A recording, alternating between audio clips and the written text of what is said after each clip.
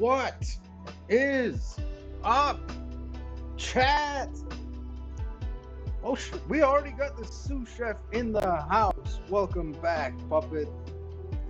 And as you can see, we're already starting off the debut of many things with the debut of my new starting soon screen.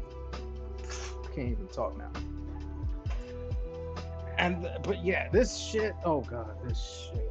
I tell you, this thing took me 2 days and countless hours of troubleshooting. I think I spent like an hour and a half just on the red coloration you see on the planet floating in the middle. That took forever. Then the pattern, how the pattern moved as with the animation. The lights were actually the flickering lights orbiting the planet. That actually was one of the motherfucking Noxole, my chief moderator. All right, now you're here. Everything's gonna be just fine. I can feel it. But yeah, this is the shit I be making in Blender from time to time. This one was my biggest project so far. It took God knows how long. 2 days. I just said that. Yeah, and then starting soon, the words going back and forth across the screen. That actually only took me like 15 minutes. But the color, everything was crazy.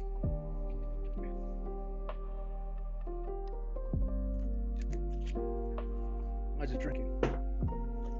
Did not prepare any alcohol for this stream. All I have is orange liquor. Yeah, oh fuck! Thank God, Aguni Ina is here because the most important part of today was all thanks to her, as you are about to see. Now that we've got the top dogs right here in the chat, let's do it. Now, with all the new OBS screens, thank you, Agony. It took me a fucking long time to put this together.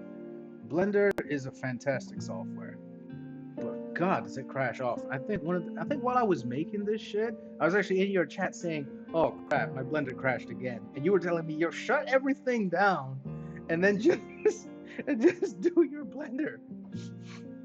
And then I ended up having to do that. But let's see. I got a bunch of new scenes in OBS. Which one was gonna be the next one? I think it was this one. Welcome everyone to the new Smithsonian, the new beginning. This is me, as created by my very own. I don't know if it counts for PNGs, but fuck it, my mama, Agony Ina, the inimitable, the astounding father. All right, Ina, Agony is the dad. But yes, gaze upon me. New hair, new ears, new lashes, new suit, new titties. Damn. I'd say I could just stare at this for God knows how long. I could just stare in the mirror for God knows how long. Gaze upon you. That's why you're my chief moderator. I can count on you for all that. You don't have to look respectfully. Although I appreciate you saying that. You can look disrespectfully if you want. But yeah. But as much as I love Agony, I'm just going to give a brief shout out to Core Creations.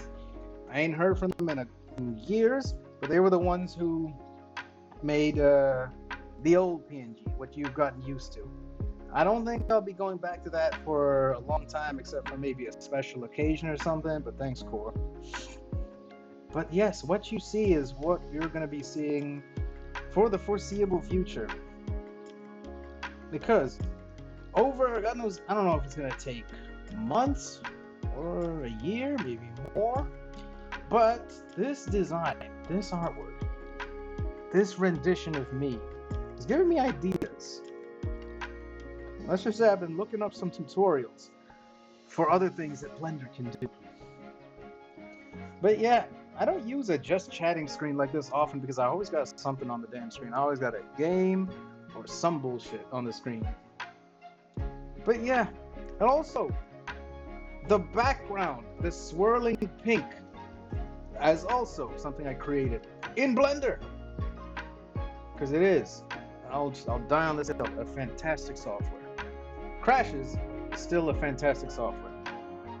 But let me think. What else? I think I mainly got one or two more things to show y'all. First, we return to the void. And then let me just show you bit by bit how it all came, how I decided to do this. First, yep, here's the background I made. And then where was it? There's gonna be me. Yeah, I've got a new little background for my PNG. I'm gonna show you that as well at some point. And then ta-da! Yep, the background is also a fucking overlay. I got an animated overlay now. Thanks to... Who was it? No, wait, I made this one.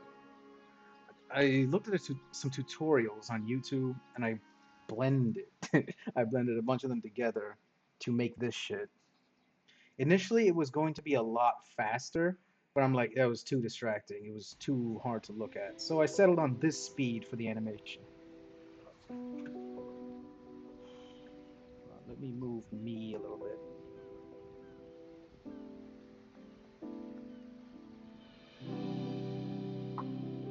So, and also, if you've been paying attention, the little background behind the PNG is also my Bluesky banner. That's another thing I made in Blender. I have been going crazy on Blender. I've been making a bunch of different shit. What the hell was I about to do next? I forgot. The music is so good. Oh yeah, I was just gonna show you a little bit, if anybody's curious, how things look like, what things look like in Blender when we're doing shit like this. So let me just... Right. Now this is the text. Bigger on screen, no problem. I can do that.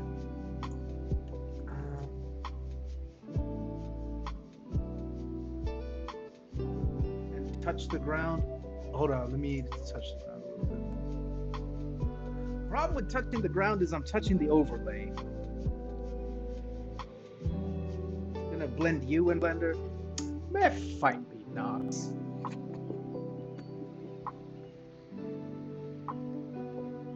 Oh wait, I just noticed something about this thing.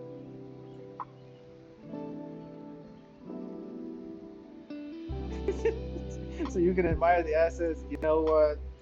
Understandable. Understandable that you would want to admire the assets. So let me finagle this a bit more. Okay. Now let's move the whole thing down here a bit.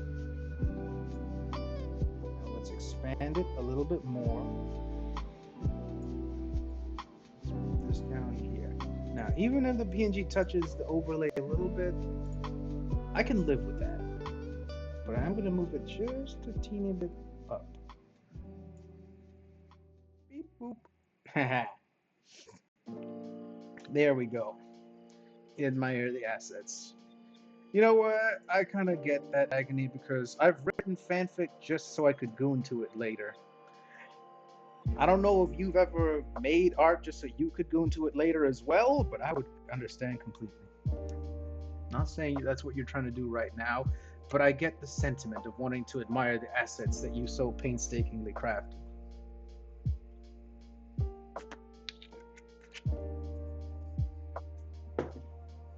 Yeah. Your gay-ass OCs... I thought you writing your OCs was a way of satisfying your masochism because of all the horrific things that happened to them. I'm sorry to expose you like this, but Nox's vast and ever-expanding universe of OCs involves a lot of terrible things happening to his OCs. I'm like, Jesus Christ, man. Your gay men suffer the most. Just like you, but despite all your suffering, you still came out to celebrate my PNG debut, so thank you. But yes, this shit in Blender. This is what it takes to do the starting soon screen. Basically, I don't understand the exact mechanics of all of this shit. But the Voronoi texture is how you get the grainy disappearing effect, or just the graininess of the disappearing effect. And then you play with the settings of the graininess here.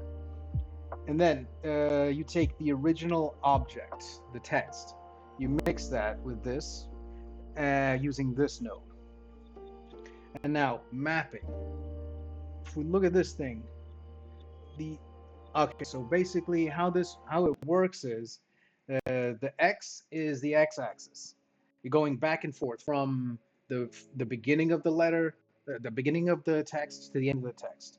The way I set it was I placed a keyframe at the bottom, all the way at 0, and then I made it so it started at X equals 0, and then I set another keyframe at 500 frames, and then I adjusted the X to make it so that as it moved, it would just disappear.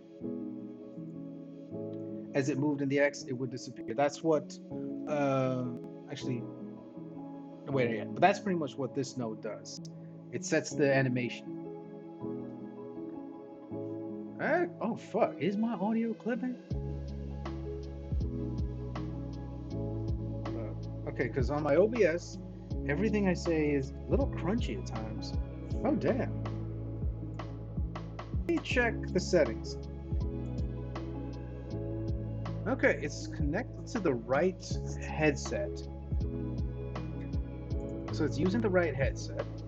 It looks like everything is being picked up in OBS.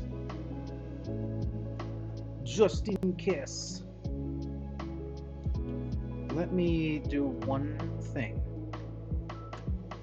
Let me open up the audio settings in OBS.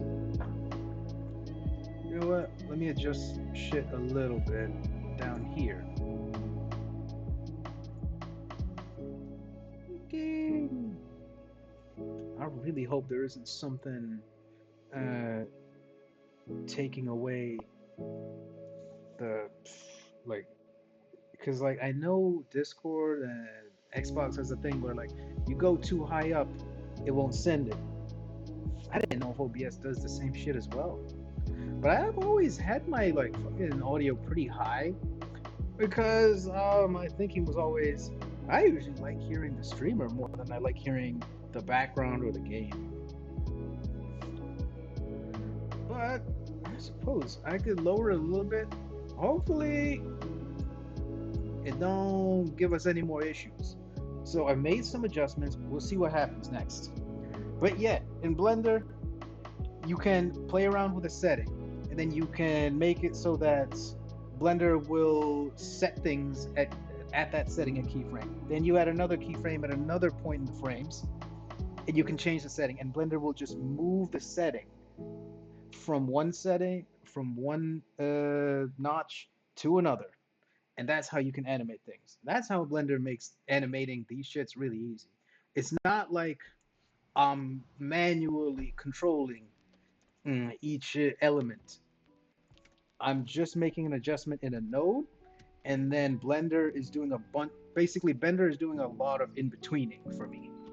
I can do a lot of the in-betweening myself if I want to be more precise as to how things move a lot. But Blender will do a lot of that shit for you. And then now the gradient texture, linear. I forgot what, but that makes it so that there is a vertical line, and that vertical line is moving back and forth, and that's where you start to see the dissolution and the reintegration, I suppose, of the letters. Emission is when you make something glow. It's emitting light. And transparent BSDF. Oh yeah, this shit gives it transparency without refraction, passing straight through the surface as if there were no geometry. Oh, I think if you have a, I forgot why I put this shit in here, but I think like if you have, now I kind of want to play around with it and see what happens to it if I take off transparent BSDF. But I think the main reason for this is if you have a light source, you can make something disappear pretty much. It'll be there, but the light will just pass through it if it's not even there. Map range. I forgot what the map range did on this exactly. I think the map range adjusted kind of the area of disintegration. Like, would it be very slow and gradual across the whole thing, or would it be just this one short area of the text that disappeared, and then that area would move across the text, slowly erasing the whole text? And then you mix. Oh yeah, the mix shader is for take everything we did before, and then you add in two other shaders together, and then you can send everything you've done, all the effects you've made, send it to the surface or the volume or the displacement. You can make it so that instead of the text disappearing, the text will move around all fucky wucky. Let me think, what else is going on? Okay, so that's the text. The rings. Oh god, the rings. Rings were kind of a pain in the ass, mostly because I've never dealt with something exactly like that before. Hold on. Spiral. Oh yeah, the spiral. Yep, the mapping. Forgot what exactly the role of that one was for here, but I think you just take in like a default. You're taking a default and you're putting it into two different noise textures, because if you saw the starting soon screen had different parts of it, the rings that acted different. What noise textures does is it kind of, this is a simplistic way of putting it, it introduces a bit of randomness. I think the noise textures were handling the sway up and down, and then you mix them together, and then you adjust the factor of how it mixed. Now you see these green ones, just like the ones from before. They are things that I've added a keyframe. Like if you look carefully, wait, why isn't it? Oh yeah, you can see. I played the animation, and you can see these numbers changing because I've added keyframes to this element of the noise texture, so this one and the factor. And then Blender does all the in-betweening to get me from one point of W at one frame to another point of W at the end of the frames. And then color ramp. Color ramp is not just colors. Color ramp is a whole bunch of shit. Color ramp, you can use it to mix colors, like set gradients between colors, but also to use the gradients between colors to handle like degrees of certain things, degrees of movement, degrees of randomness and shit, and degrees of messiness. And then you can use the alpha instead of the color.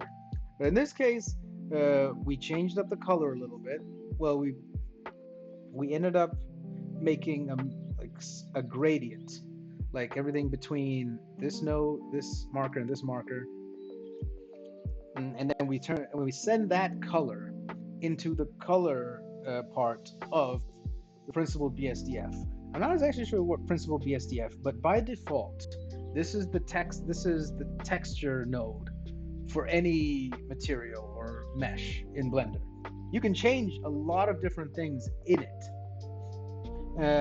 Or let's say you want something simpler, you get rid of this and you just put, let's say the only thing you want for your texture is that it emits light. You can just get an emission node instead of the BSDF. Let me think, what else do I got in here? Oh yeah, the camera.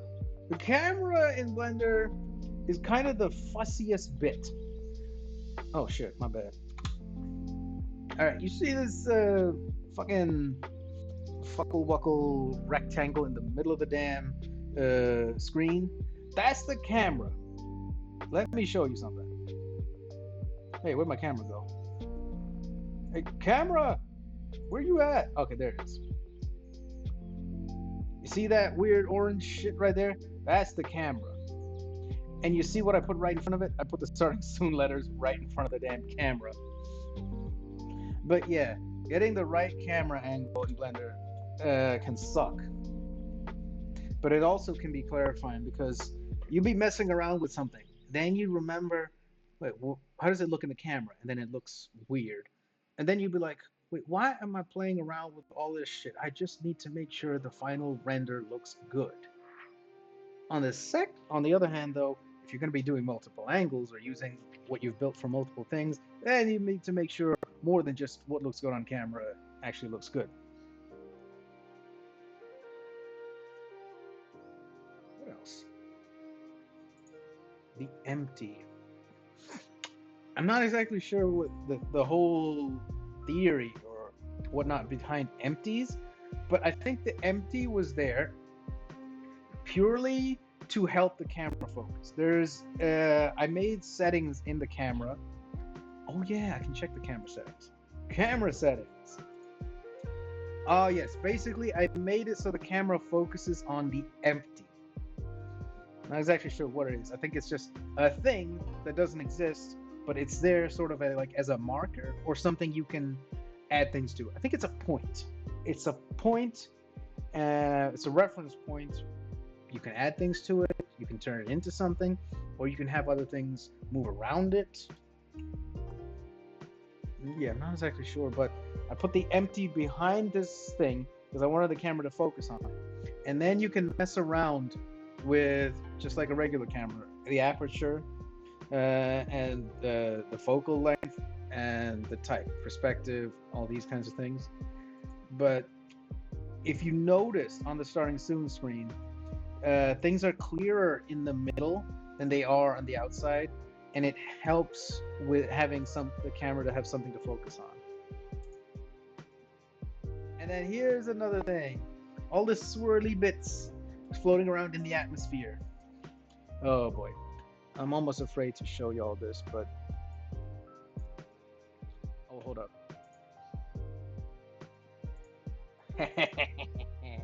This shit was that. Yeah, this shit got kind of complicated. But compared to some of the other geometry nodes I work with, the swirly bits were not that big of a deal. Now let me think. What other geometries? No, the planet in the middle didn't have geometry, but it had shading. Hold on, let me check the shader. Oh god, the planet. This shit, this shit gave me so much frustration. Getting the, let me just material preview. This is not the full rendering. This is just a preview of the rendering, kind of. There's probably more to the difference between what a material preview is versus the render screen, but I don't feel like showing you the render. You know what? Fuck it. Let me just show you what it looks like in Blender when you try to render something.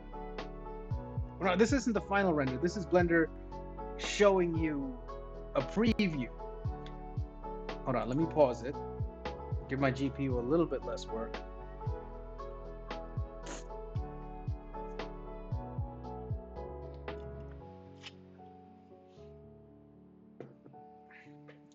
As you can tell, this shit gets complicated. I don't know the complete meaning of every single one of these little nodes, but I know kind of what they do when you put some of them together. But yeah, getting the color just right took me forever. Getting the emission just right took me forever. Played with a lot of these different settings.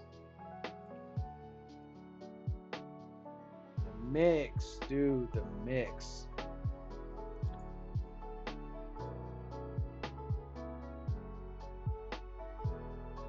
Yeah, I think I remember now.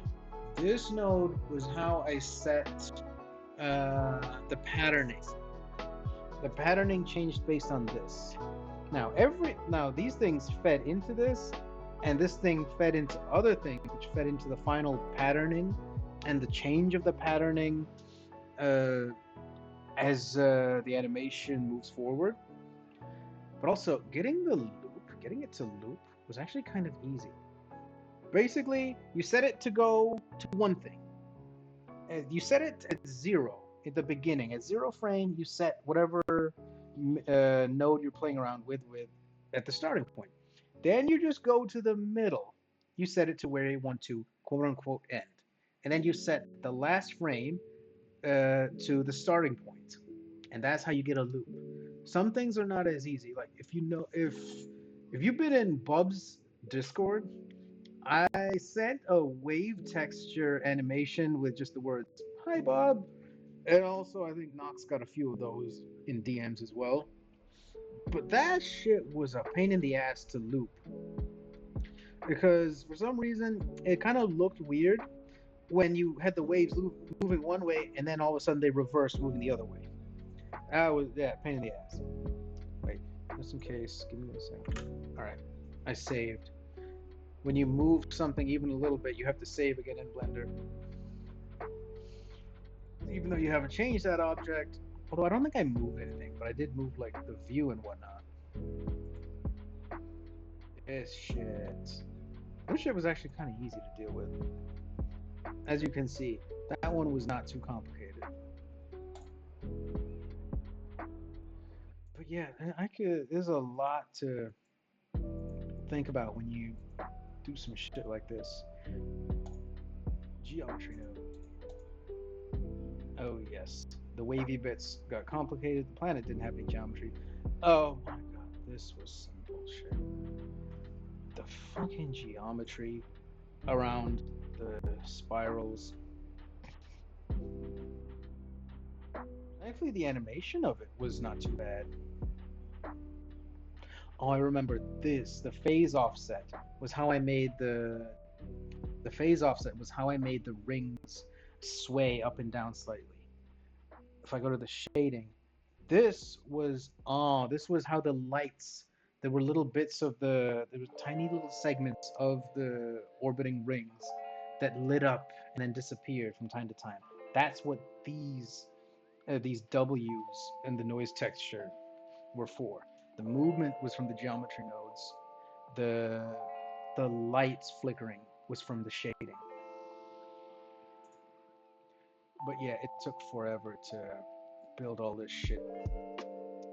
But it was worth it because without an extra layer of complexity, like without all this shit, if we just had this, or we just had this, we would have one set of rings go sway one way, and that's it.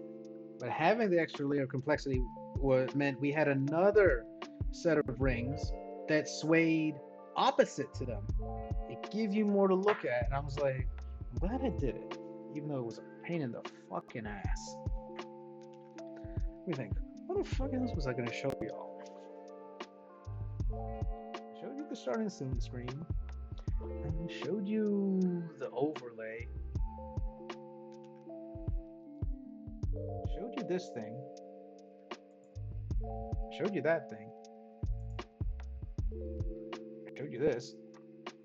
There was more. Oh, right. Give me a second, y'all. I'm just gonna show you this in the image viewer. I'm just gonna open the damn image.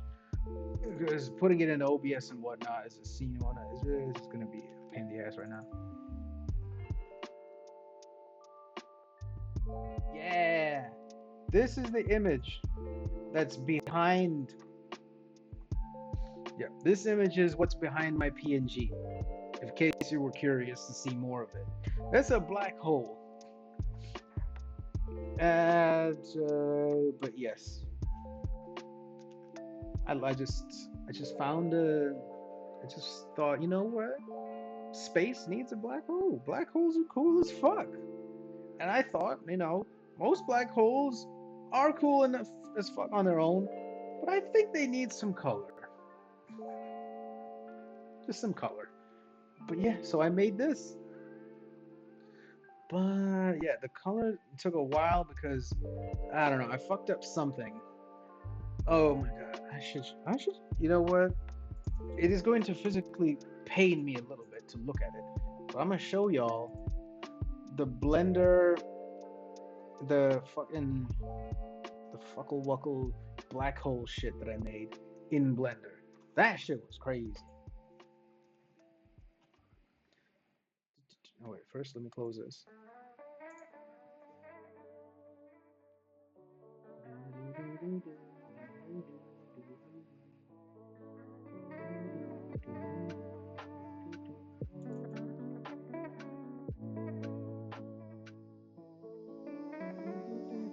Where'd it go? Oh yeah, the black hole.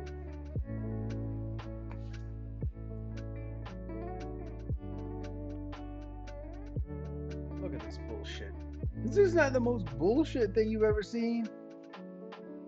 My god. Wait. The amount of times we just put a color ramp into a multiply. Like, look at all this. A mix, three noise textures, another mix, an overlay, a multiply, then another multiply. I think I ended up just doing, like, I was like, I can't quite get it right, so let me add two more of these. And let me add two more of these. Some more of that. In the end, I was like, I've had enough. And I wanted to start playing with the colors. So I just put these colors in there. I was like, hope to God this works out, man, because I'm tired.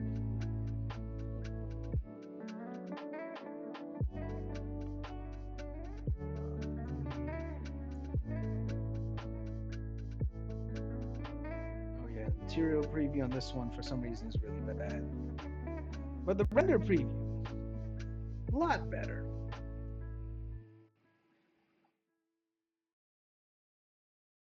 But yeah, that's the beauty of Blender. I didn't, because I just put a bunch of nodes together. All of a sudden, I've got a black hole. A sparkling, gorgeous black hole. Now look, this is this is just the fucking material. No, this is just the solid viewport shading. And then you go to the material preview, it's something completely different.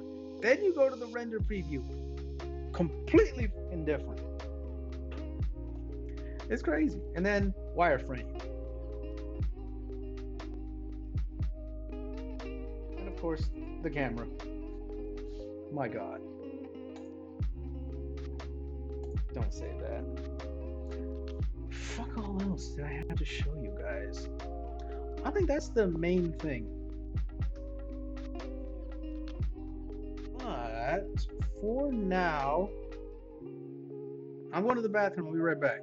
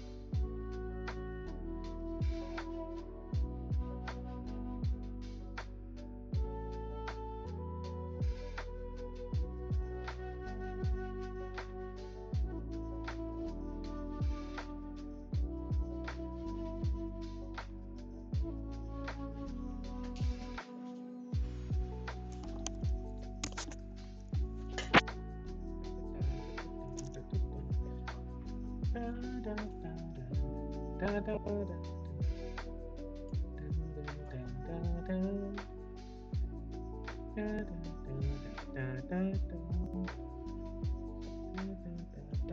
the hell was I about to do? Okay, I remember. I was gonna add something. Oh yeah, I need to change this starting soon screen. Well, no, this be right back screen. Let's add a video source. And let's change that. Let's put the text over it. And now let's transform center screen. I like this better.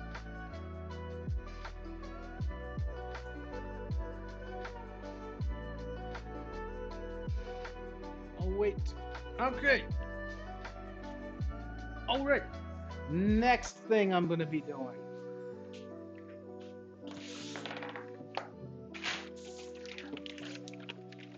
All right.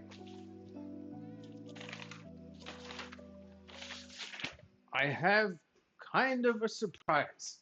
We're gonna do something on today's stream that I've never done before on stream. I am going to show you all. Hold up. Where'd it go? Oh no.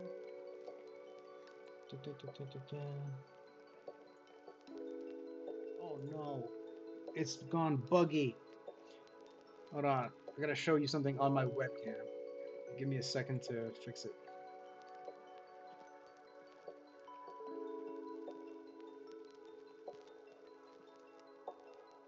Oh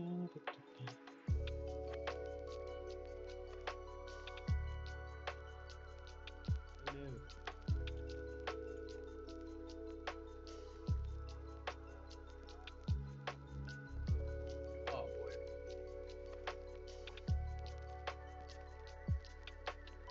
Oh boy.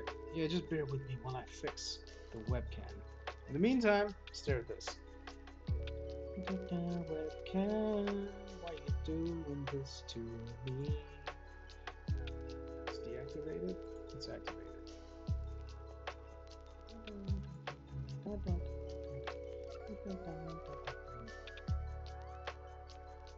It's order, transform, center to screen. There it is. Yes! Not exactly how I wanted to show you, yeah, but this is what we're doing. We are eating lunch. Wait a minute. I forgot. I have a whole ass setup in my cooking scene just for moments like this. Look at me messing around with random bullshit when I should have just clicked one button. Hold up.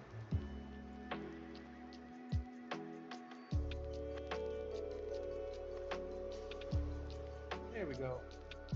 Let's make me a little bit bigger.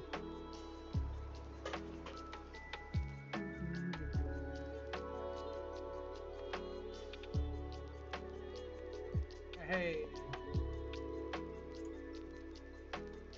Alrighty.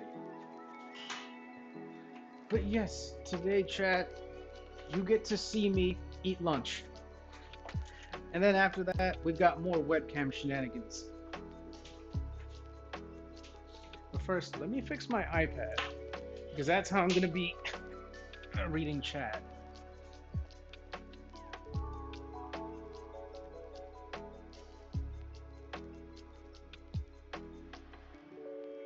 I wish I had a way to show the goddamn overlay, the pink swirling overlay on this screen. But for now, I think this works. But yes, chat, I went out and got Chipotle just before this because I was like, no, I haven't eaten yet. I'm about to stream. Let me grab some Chipotle. Aw, it's cold now. Wait a minute. Do I have a pen?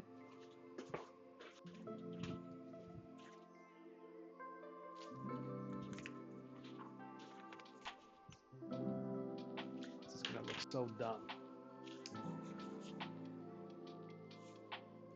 I can find something better than that, probably. Oh yeah, I can use this.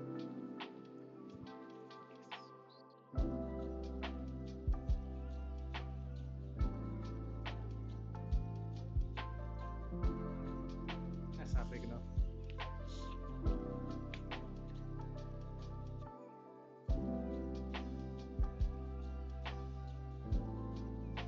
Can anyone read that? Because what I'm gonna do right now is I'm gonna go. You can mostly read that. I'm gonna go microwave this. I don't feel like getting it cold. Man, it's been a while since I've had y'all in my kitchen. In that case, y'all.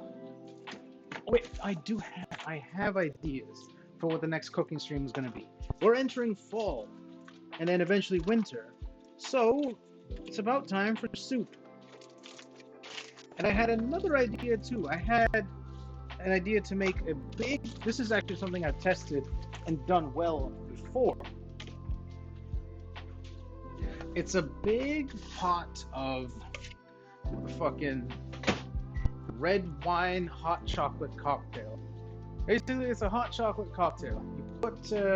You melt some chocolate chips of your choice in a pot. You slowly melt it, and then I think you add like some lemon zest or orange peel, and like maybe some other stuff, maybe some vanilla extract, whatnot, and then you slowly melt it, mix it all together, and then you add red wine. And after that, what else do you add? I don't think you add anything else. But once you add all that, it makes the most delectable hot chocolate cocktail. It's like word to my Oshi, word to the cookies at Levain Bakery, word to my dad, word to my mom, word to everything. That shit slaps. Shit was maybe one of the greatest alcoholic beverages I've had in my life, except for just drinking absinthe straight out the bottle. Speaking of straight out the bottle, I gotta tell y'all about Otakon. Also, if you can hear that in the background, that's just my microwave. Let me check if it's ready. Yeah, it's ready. Otakon, dude, anime convention in that I traveled to. It was amazing, and one of the best parts was not just the weeb shit. Hold on, let me adjust this.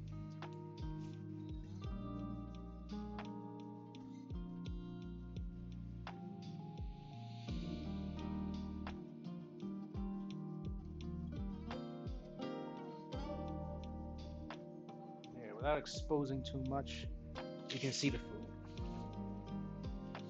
But yeah, Otakon, place I traveled to, it was amazing. All the weeb shit was great. I was also a butler in the maid cafe. That was fantastic. And then on top of that, there was, the weeb shit, the merch, the panels, all the good shit. And then the nightlife. Most of the time, a lot of the cons, especially in that area, the nightlife has moved away from the convention itself.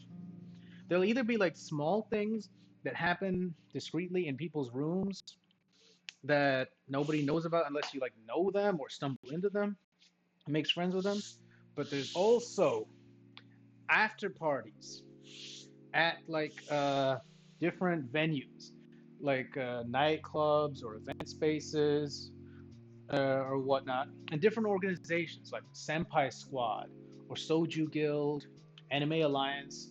They'll be putting on these events, uh, sometimes far away from the convention center, far away from the hotel, and they've just been moving further and further away over the years.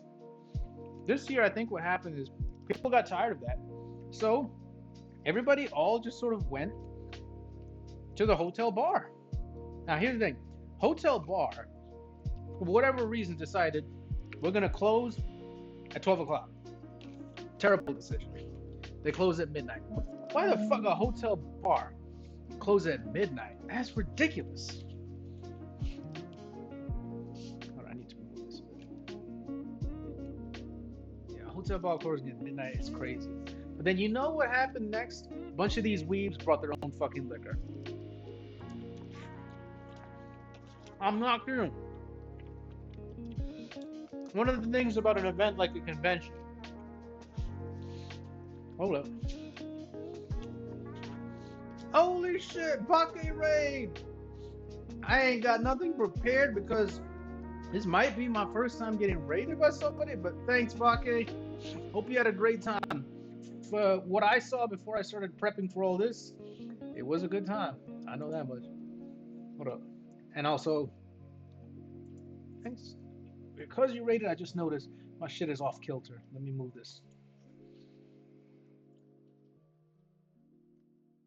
Aha. I'll have to do some more work on that little setup there. But I hope everything went well, Bake. First time chat from Raider. Yes! Aw. A whole day of firsts. What a time to be alive. Hold up. I wonder how I do shoutouts. Can I just do it from the damn chat?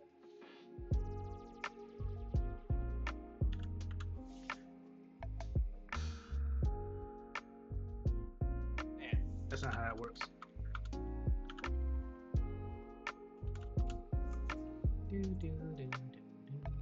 Can't do it from that screen either.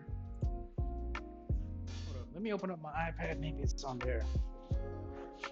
Don't worry, we'll get back to the story about the hotel bar as soon as I figure out how this shit works. Or do I not even have that capability because I'm not affiliate? Oh shit, I need to update. Well, pretend there a shout out was given, y'all, while I figure my life out.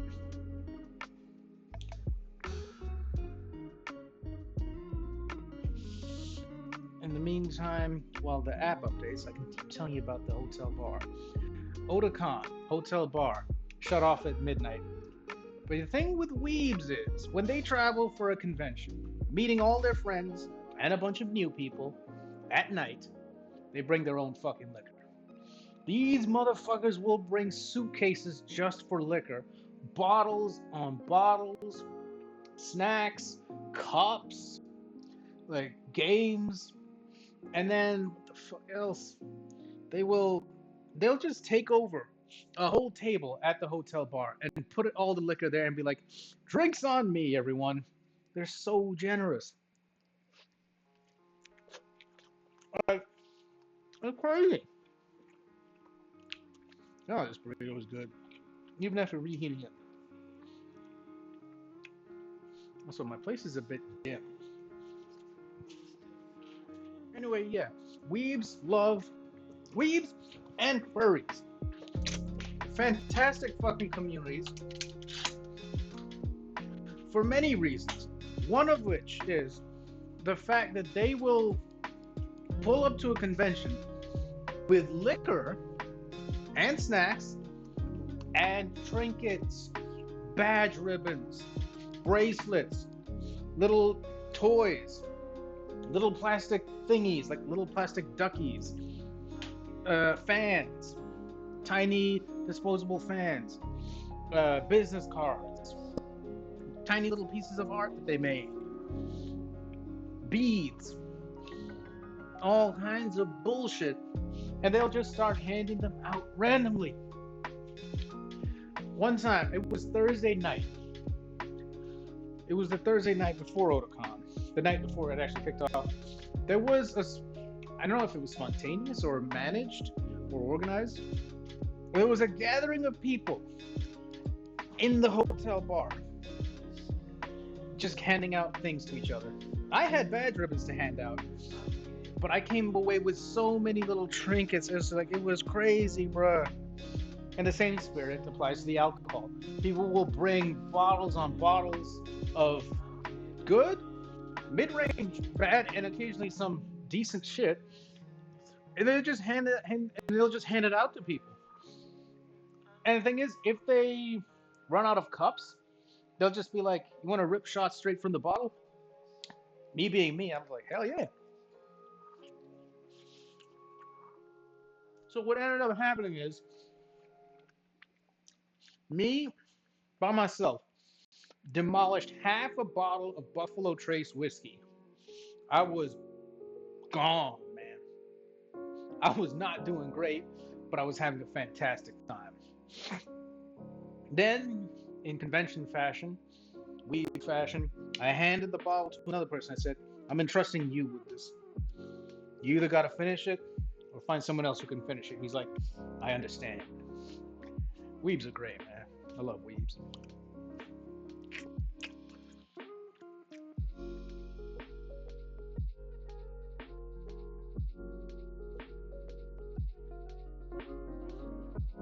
And apparently,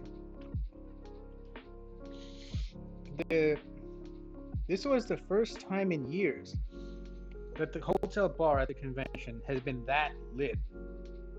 Because let me give you a sense of how it is. 200 people minimum.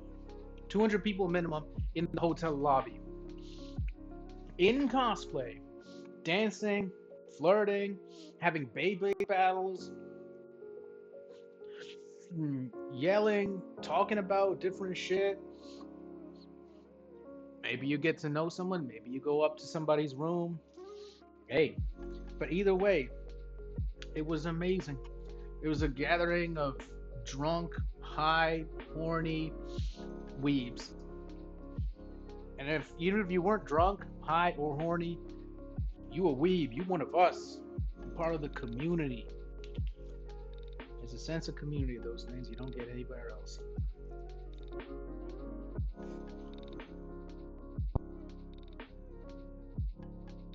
How did I even start on this subject? I don't know. So, in case anyone was wondering, this is a carne asada burrito with brown rice, black beans, pico de gallo, sour cream, cheese, corn.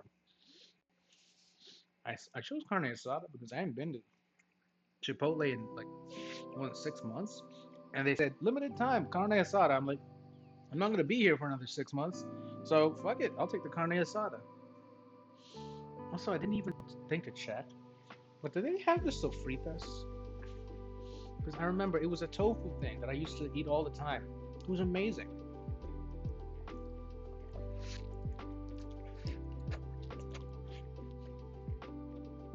I tell you. And there's also a way for me to trick myself into thinking I'm being healthy. I'm not getting meat, I'm getting tofu. I never even thought about how the tofu was cooked.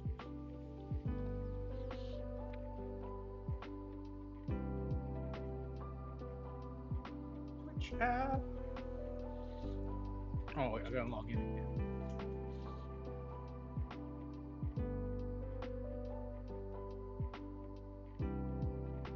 I gotta log into my password app again.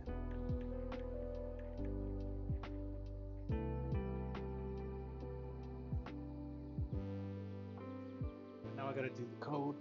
Where did I leave my damn phone? There's my code.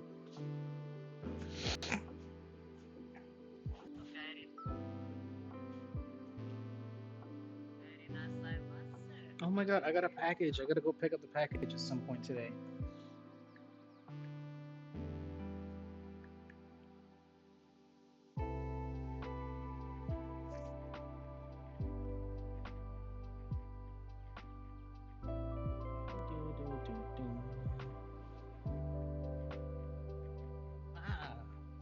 Good.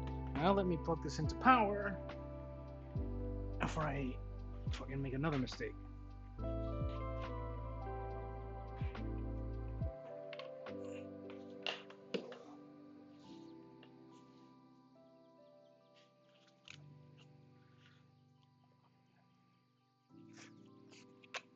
Damn.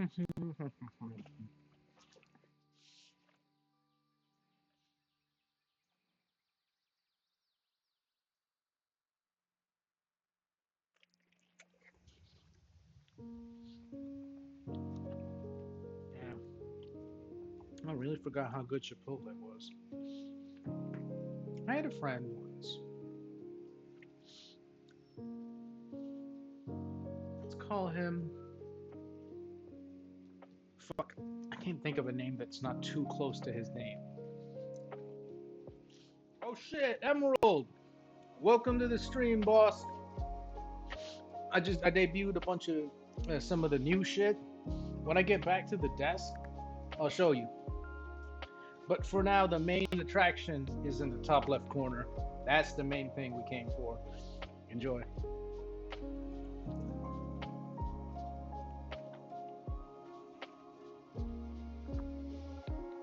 Also, here's the burrito I'm eating.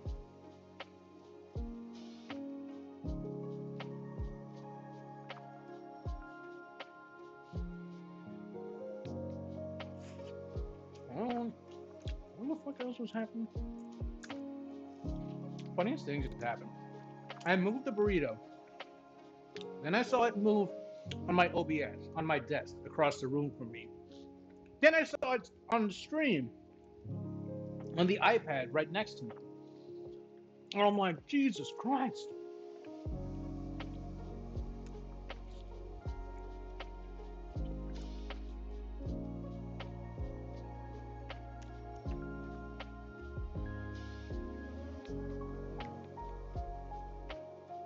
After I'm done eating, there is actually one more thing.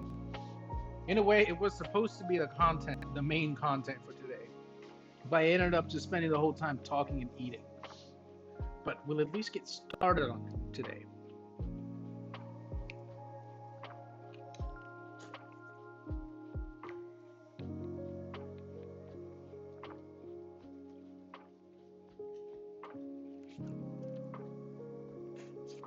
Oh my god.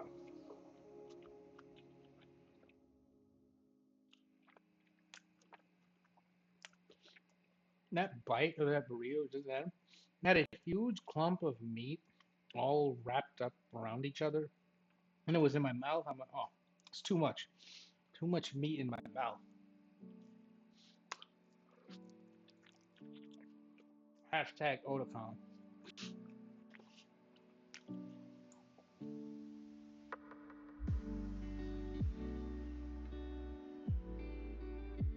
Look at that. There's hardly anything left. So sad when you're almost out of food.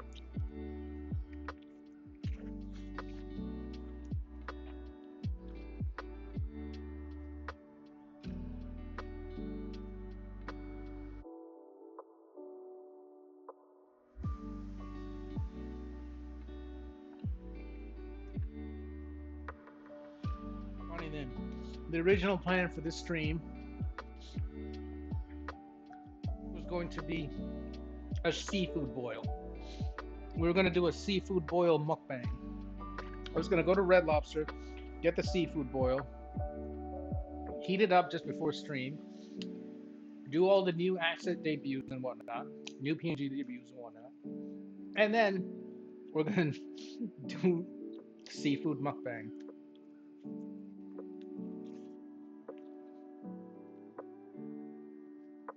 But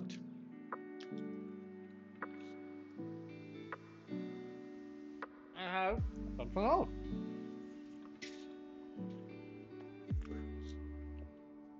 But I need to wash my hands first. Give me a second.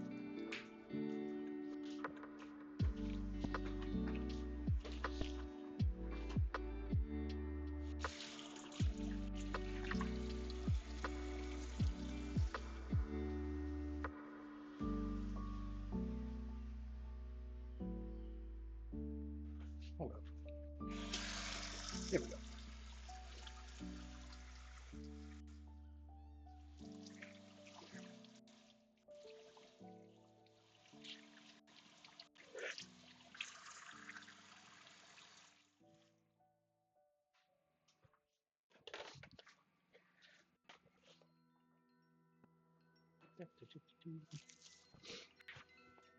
My hand's not dry yet.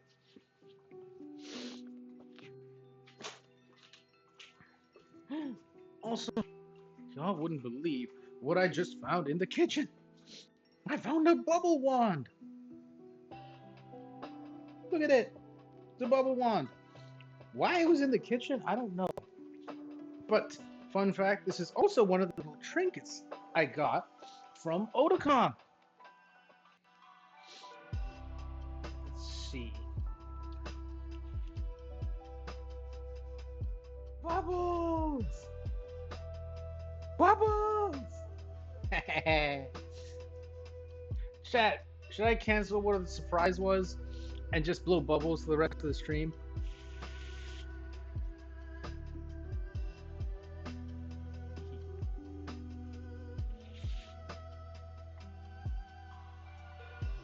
Thankfully, this surface is very easy to clean.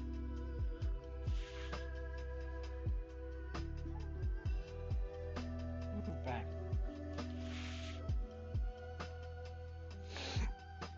The bubbles aren't popping! Oh my god. That's quite the resilient little bubble there. I think the world's largest bubble ever produced came out to something like 8 feet.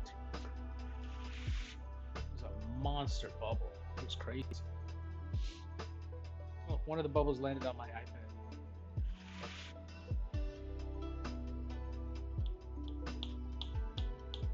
Oh wait, no, it's not on my iPad, it's just on the screen.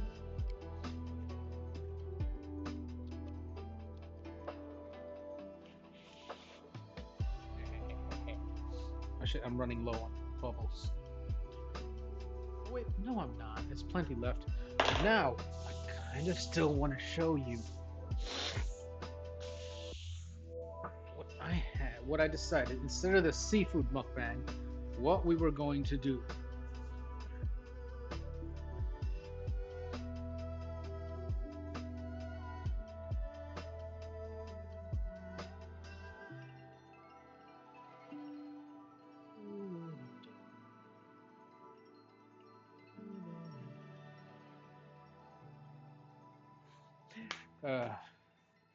It's just my friends being dumb in the group chat again. But here we go. We're making a book nook, chat. Feast your eyes. I've already made 2 from this same company, but these are really fun. So I decided that's what we're doing.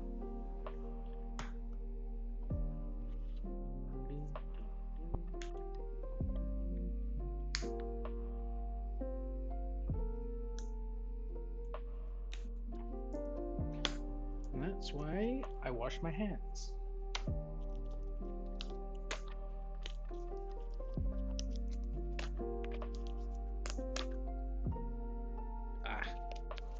Come on. Yes. If I remember correctly, when you open these, the smell of whatever they treated the wood with, or maybe it's the wood itself, I don't know, is just absolutely divine. Here's the back of the box.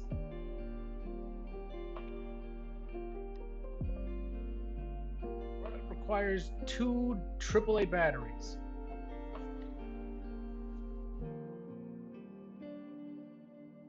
Oh, so there's some wiring part of this. Very interesting.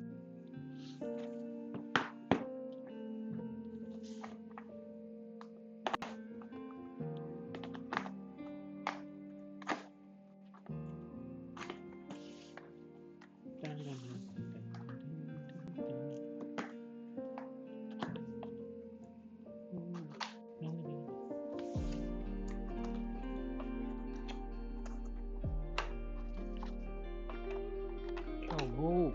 Move. Please. Okay, good.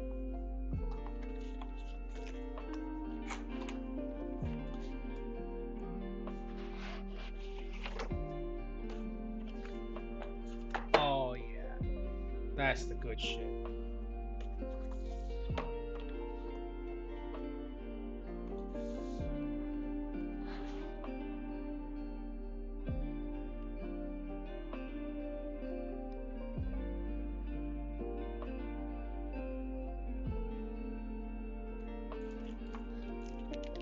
Ooh, grass. Or a bush of some kind. Technical stuff. stuff.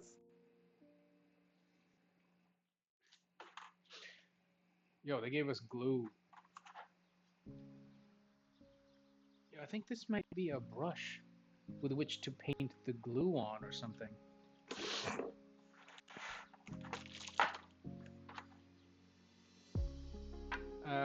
Cover for the wires. The whole ass wiring thing. Oh shit, paint. It was not for painting the glue, it was for painting the paint. Let's put all these back in here so I don't lose track of them.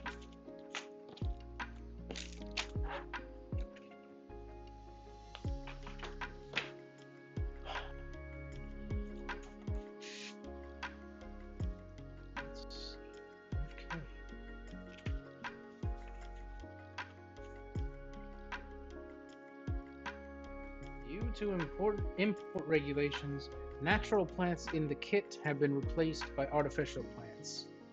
Oh, that's a good idea, having regular plants. But I guess they can't ship this across borders and whatnot with just regular plants. Yeah, import restrictions be like that. Please read Q&A on page 2 before assembly.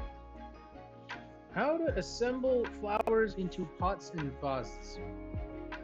Cut flowers in different sizes according to illustrations. Apply some glue on the holes and size of flower pots. Wait until it gets dried. Okay. How many times should shaded areas be painted? The main color of the product is white. Please paint it 2 or 3 times until it gets close to the white line. Do all shaded areas need to be painted? Because some blind spots cannot be seen. Paint all visible borders white of the parts except for some special annotations. Some of the words of parts are reversed. How to handle it? All words will look normal in the mirror after assembly. Are there some hints about glue when assembling part J? Using too much glue on part J will affect the appearance of the completed product, so you should apply a dab of glue here according to illustrations. Part J, gotta watch out for part J. What if the light cannot work after connecting the battery box with the lights? Then I'm fucked. That's what it means. Or maybe... Alright. Okay. Alright, I read the Q&A. Okay. So this step, it looks like, requires glue and paint. Got the glue here. And I got the paint here.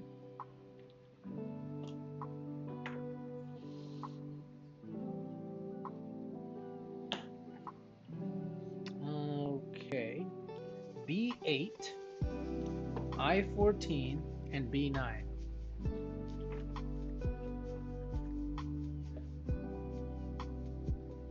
And also, here are all the parts. As you can see, it's several wooden boards of parts that snap out of the board and then into each other. When I open this, it's going to smell amazing. And then over the next few months, the smell is going to dissipate. I have to open this very carefully.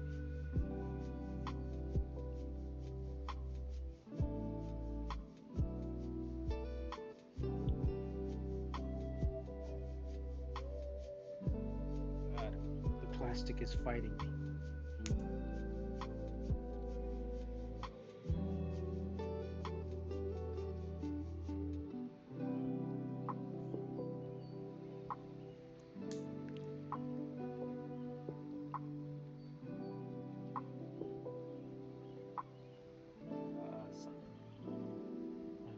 Popped in my head. My bad, y'all.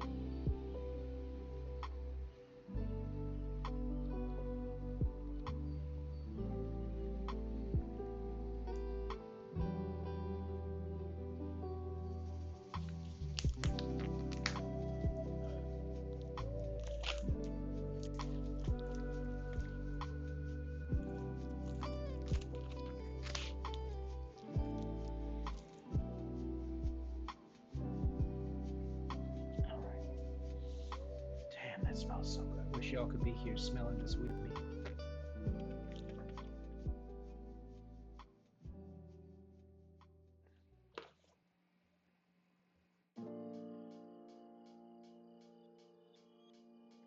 Look at this.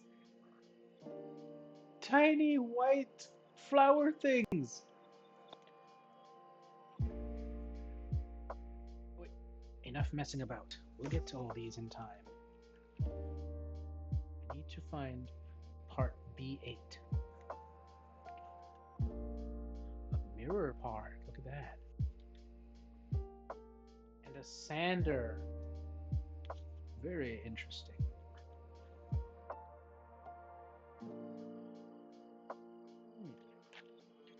This is J.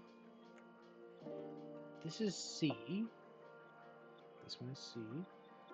The one underneath is A.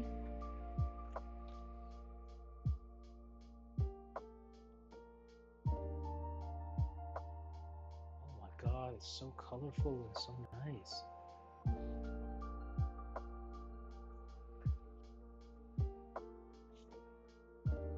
That's part D.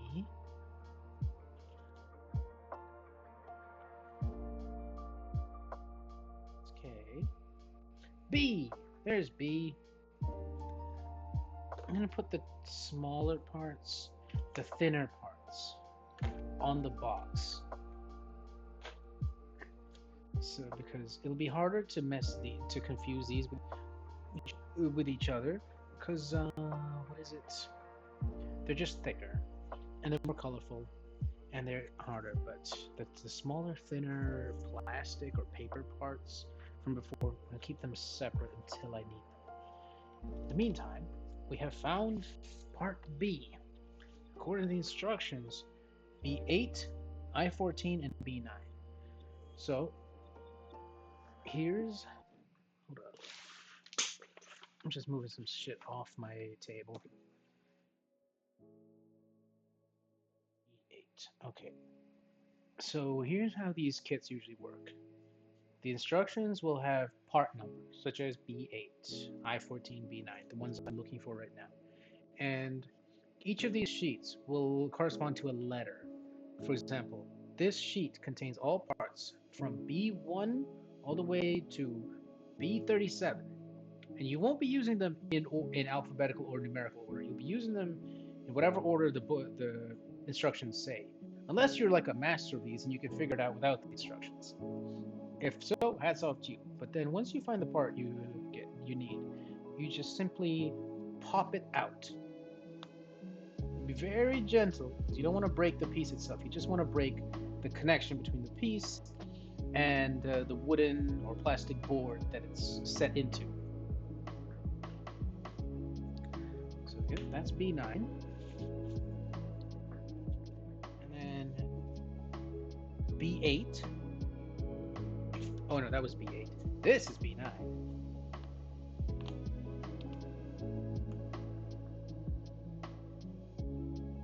And then I14. Alright, so now then we look for board I. This is board A, this is board K, this is board C, this is board D. This one is board F, and this one is board E.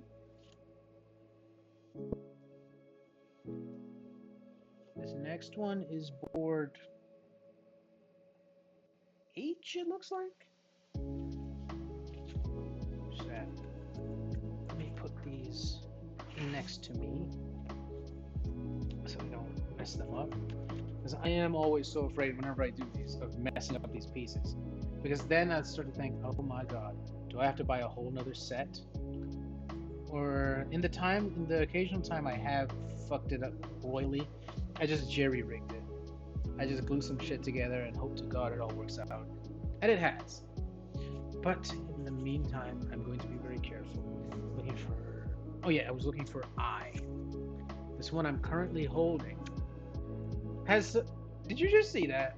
This piece just popped out without even me touching it. And then I panicked and started holding it. Oh my god. Oy vey.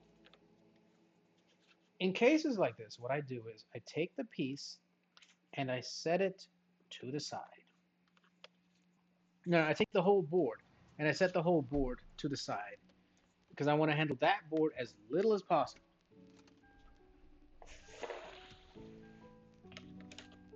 Because it's got loose pieces. Now, if I'm remembering, this was board H. In order to avoid forgetting that again, I'm going to keep board upward, upright on the side, where I can see the letter H. So I just started the fragile or the don't touch pile. Okay, here it is. I-14. Some of the pieces in the set are going to be thicker than the others.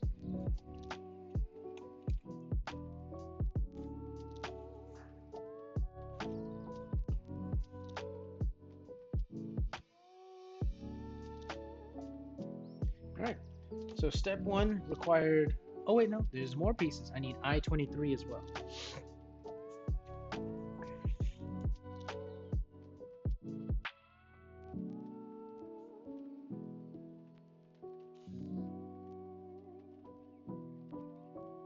If you look carefully, I-23 is a tiny little bird. I just wanted you to see the little bird.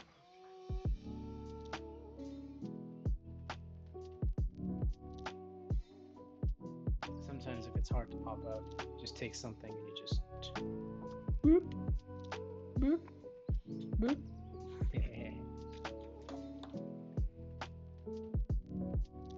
Look at that little bird. Tiny little bird. If Somni Womni was here, they'd have something to say about the bird. They love birds. I hope their days are full with cute little birds. I remember Somni Womni and Noxy Woxy went to a zoo one time. That was fun. The birds was lit. And there were so many of them too. That was a good day. Let me think.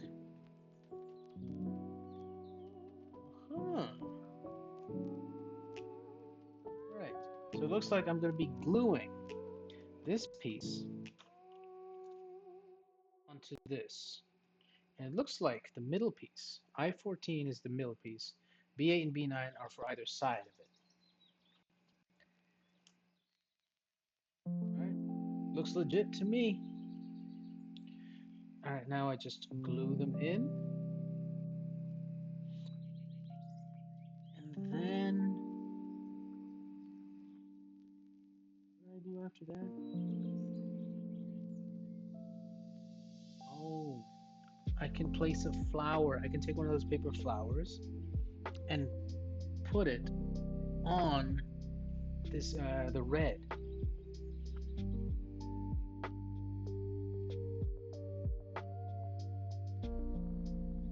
Make the edges white.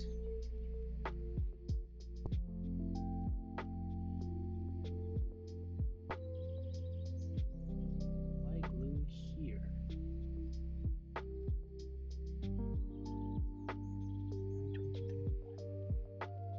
And glue its bottom. Close the cover of P20 after using.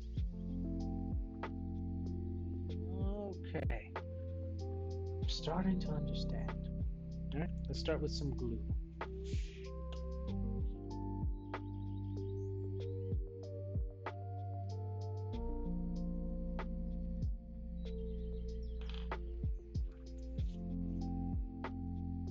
Very slowly and carefully.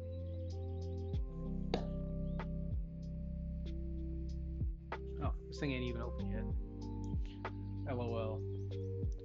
I'm trying to squeeze glue out of the unopened glue stick. Forgive me, Chato. Oh, I can't call you Chato. Only Scarlet Yonaguni can call her Chato. Or was she scolding one of her chat? Or a collaborator who was calling her Chato? Scarlet is a wonderful streamer. I hope the best for her.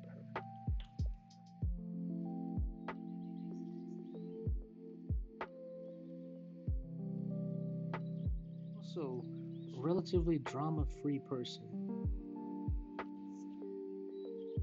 Alright. Sometimes it's hard to know how much glue you'll need without experience.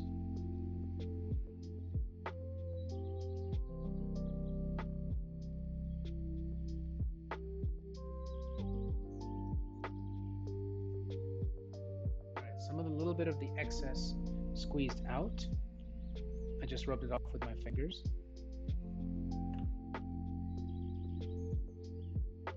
Oh shit. It's very slippery and slidey. So I'm just gonna hold it in my hands with like 4 points of contact.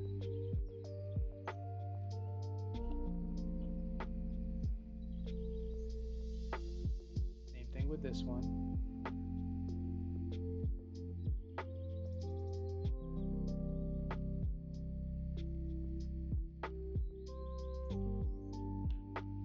Alrighty, so that part is done.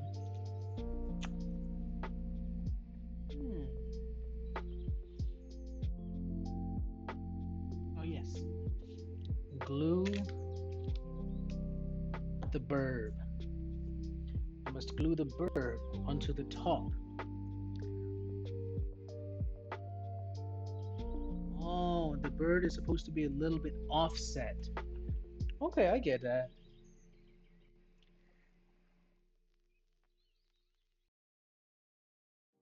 It even shows you a little illustration right here of what it's supposed to look like when it's done.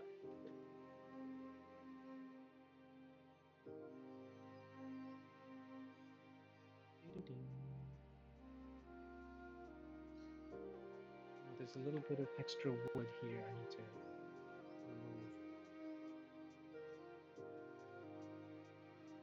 Not me using my teeth to get the extra wood off. Oh no.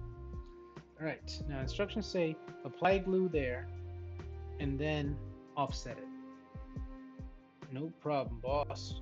Applying the glue right now.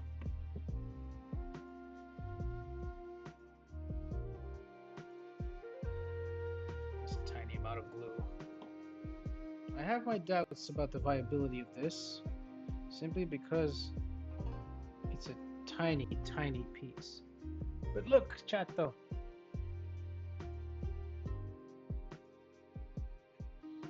Oh shit, the bird looks like it's about to fall down.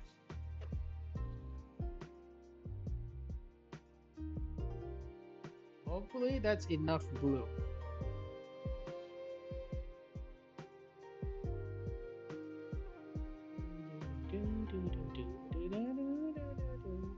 Let's see if it'll just stand. Yo, please, please, on God. Oh wait, no, I can lean this against something. Because I'm afraid if I put it on, wait. Okay, it works. If I just lay it on the ground like this, it works. But I kind of don't want the bird to tilt while it's drying, so I'm going to lean it against something. Because you know what, fuck it. If it comes to it, I'll re-glue it. But I'm going to set this piece down to the side.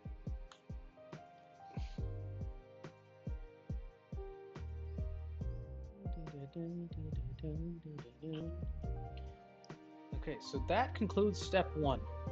The rest of this will go a little bit faster. I'm just reacclimatizing myself to this whole thing because it's been, I think, more than a year. Time for me, if you've been in my chat, you've heard me say time for me is an illusion. I can never remember how long ago something was.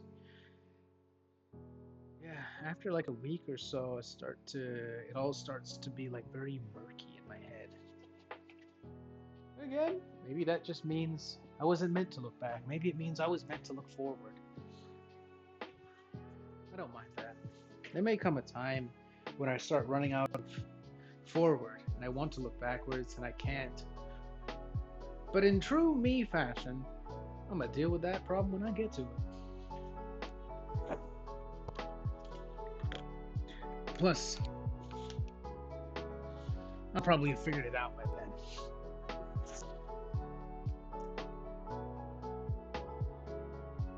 Just turning on some more lights.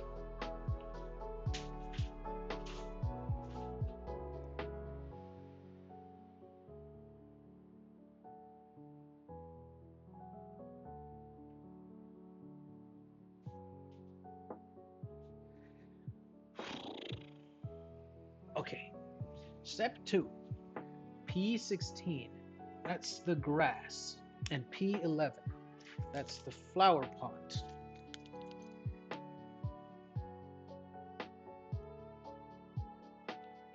Let me look at the instructions again to see specifically what P11 is. Oh, they're both the same. That makes that easy for me, chat. Hope everyone's comfortable and having a decent time. It's Sunday, so you should enjoy your Sunday.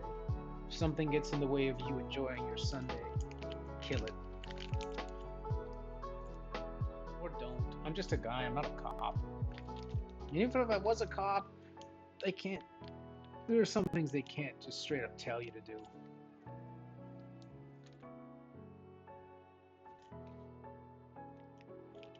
Tweaking. Now I'm tweaking. Look at this. I am a little bit afraid of pulling it out as it is. So I'm going to... Oh shit, 2 of the pieces already broke through the plastic. Or was there already plastic hole there? I don't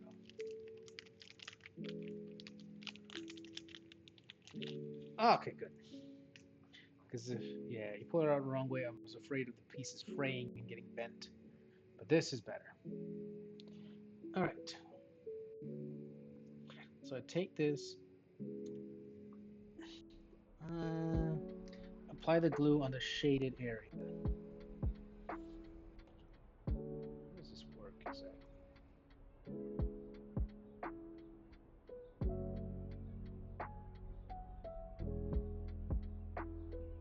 Do not pass P16 through the bottom of P11. Alright, so if you look at this, chat, the stem of the fake grass pokes through the bottom of the pot, and it says, trim it at will.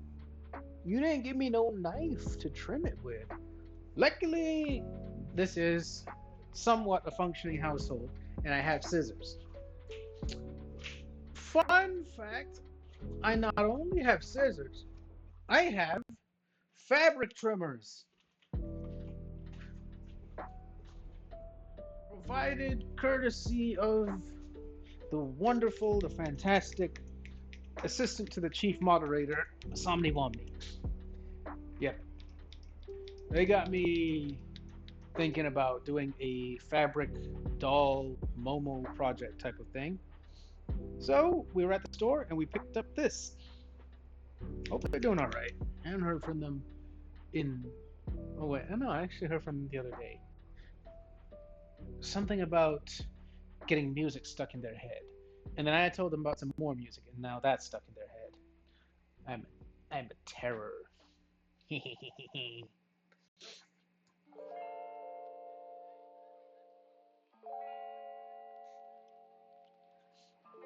Chat, the little piece I just trimmed burst off the, the, the rest of the plant. It hit me in my nose. That's what I get for being mean to fake plants.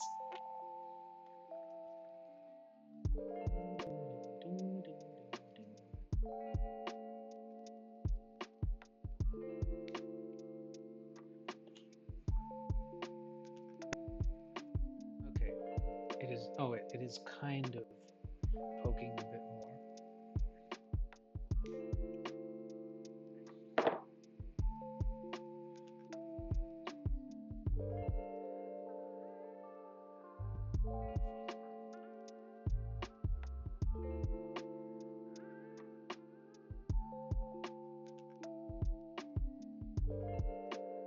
Oh yeah, I had to spread glue on this.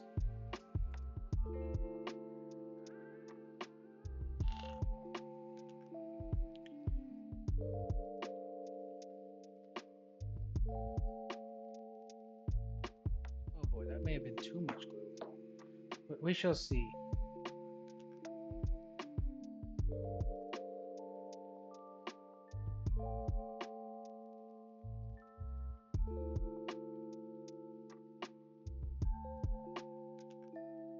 What the?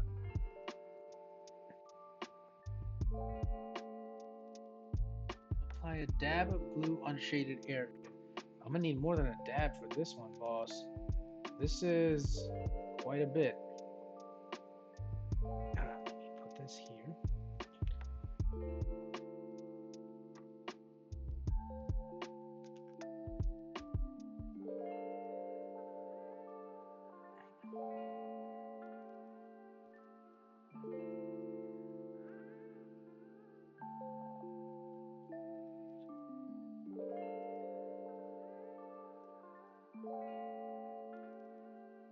Okay, I'm going to do something dumb.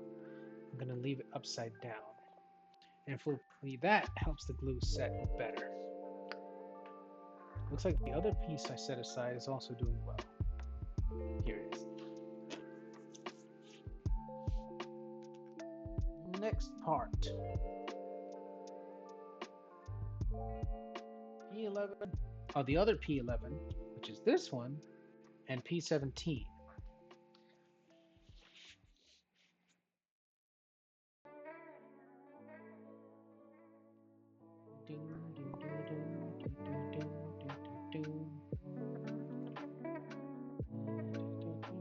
Where's P17?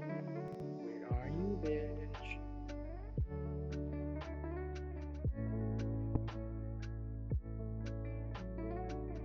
Oh, it's in the bag.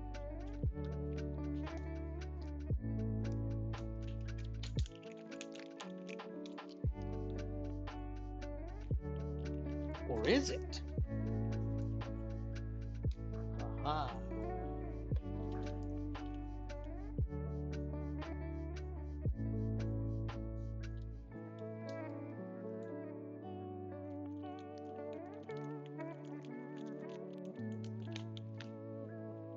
Oh boy, it's got pieces that are falling off. Oh boy, this was not very well made.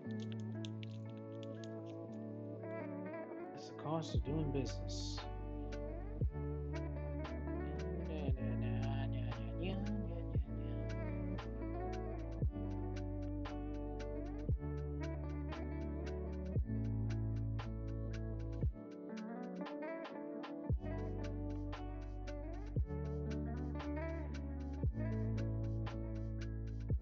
Trim P17 at will, then twine the bottom into one string, swirl its end into P11 and glue.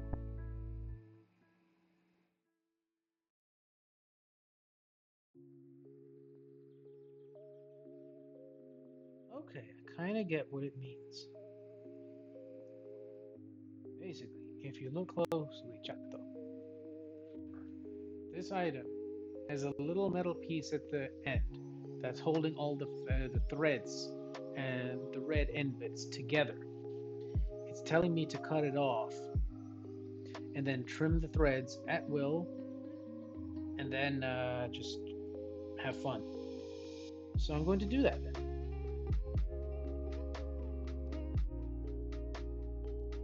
Here we go. Moment of truth.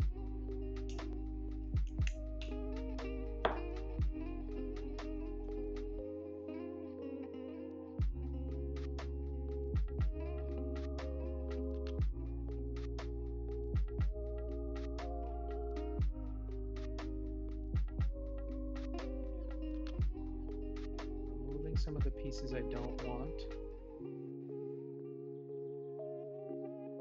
I'm sorry, little pieces, but you gotta go. You had your time.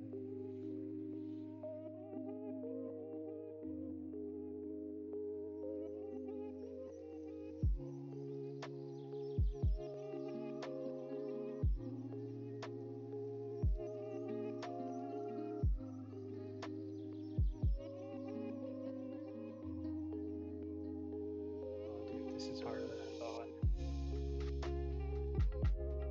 Wait, I think I figured it out.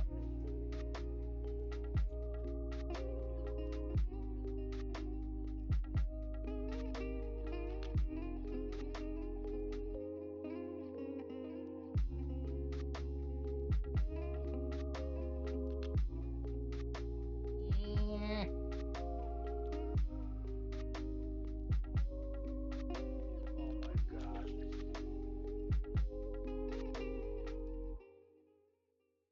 Maybe I'm using too much. Yeah, Let me get rid of a few of these. Probably won't need them.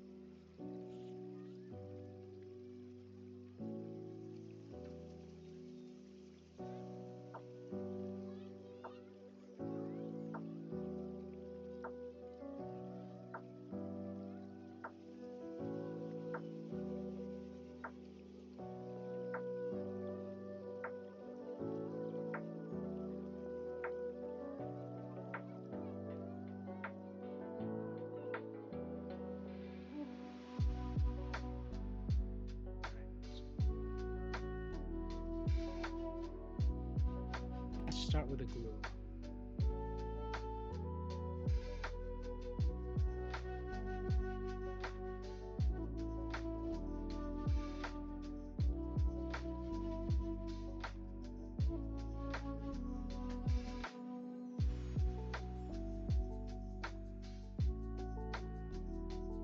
Roll them together a little bit.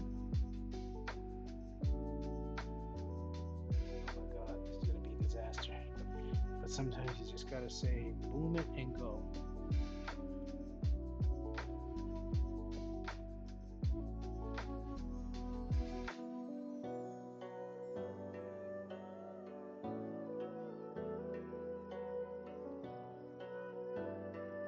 Now that it's reached this point, I'm going to start clipping.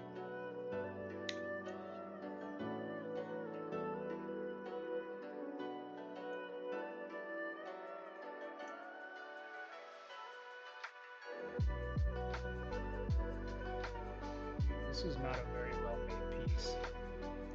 That's all I'm going to say. This is very difficult to work with.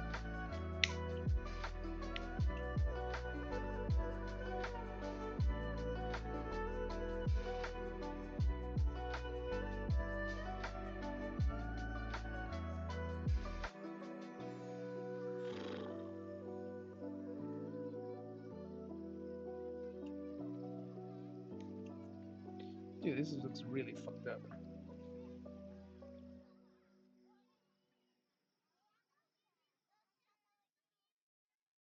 Internet historian. I don't know why internet historian popped into my head just now. But he makes great videos, I know that. There were some allegations, though, about him plagiarizing. I never looked into those. I was just too busy enjoying the videos.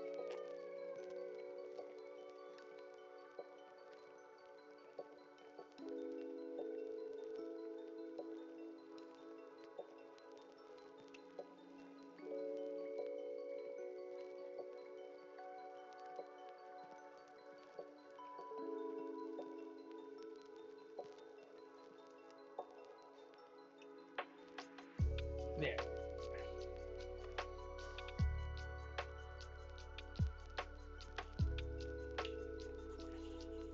There. 2 flower pots, basically.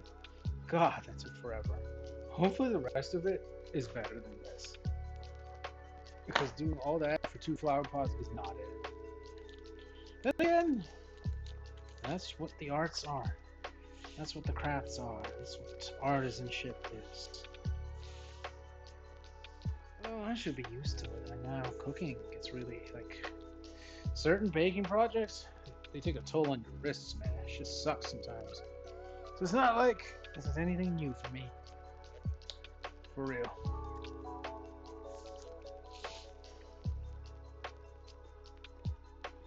So that was step 3.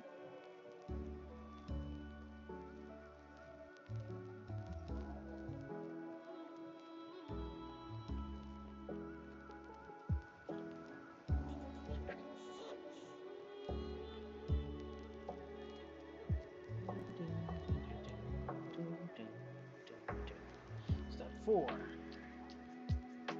Oh, I forgot. I have to paint the sides of this. Got my brush.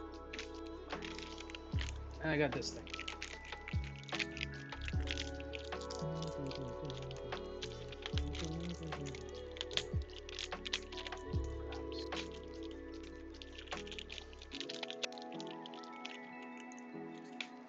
Geriatrics. I don't know why that popped in my head.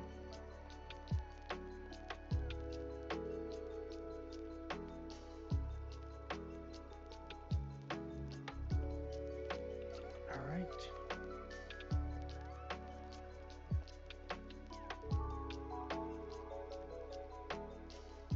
Edges white.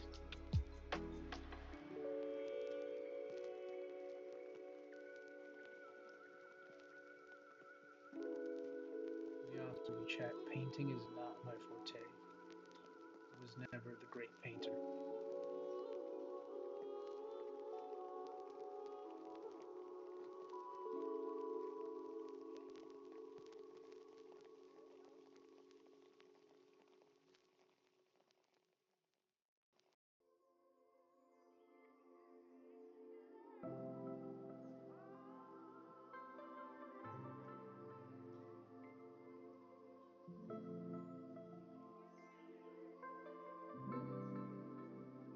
Gilliman.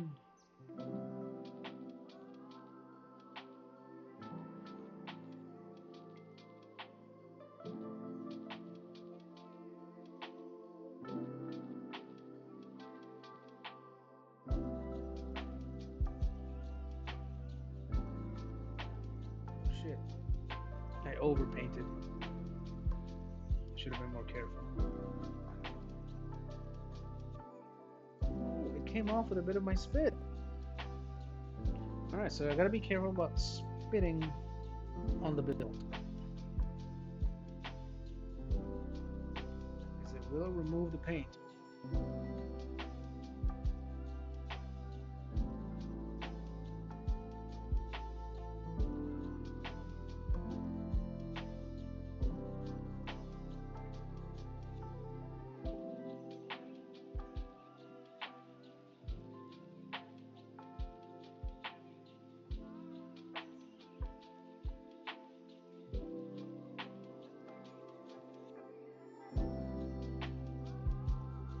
Shit, what am I doing? Not show you what I'm doing.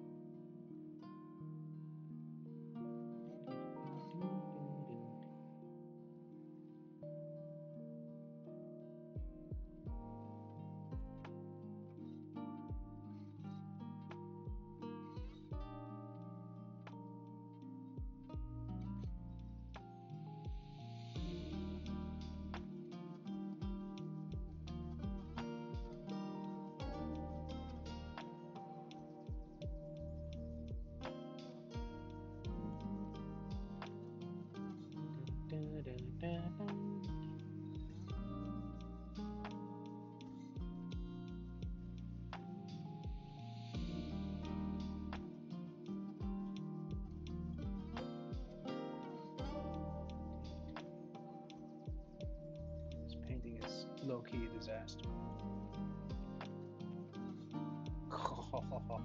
Getting paint all over my fingers.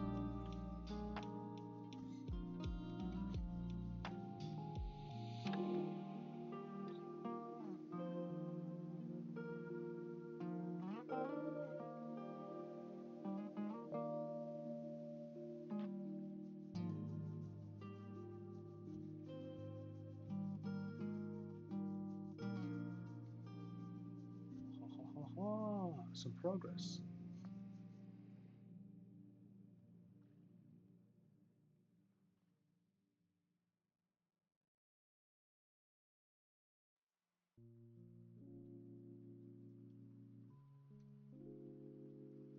Totem locomotor.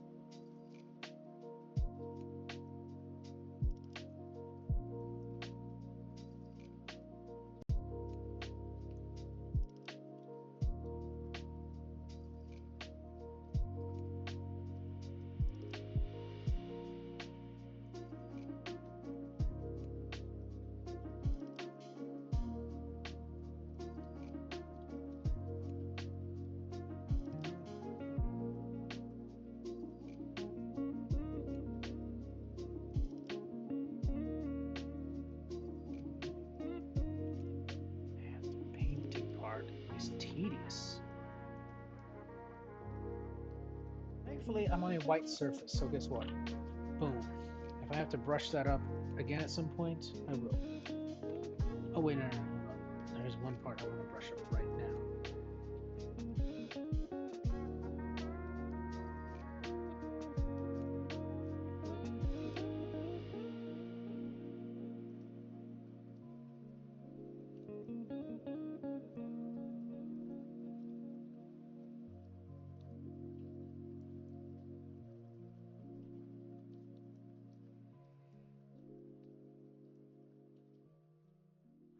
Oh, I can just lick the paint off.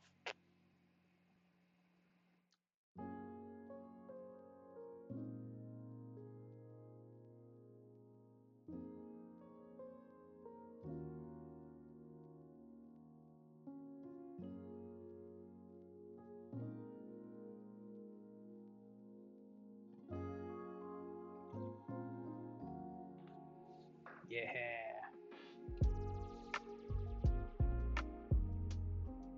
Close that. Right. Oh god. There's more. Paint the edges white. F9, F7, and G8.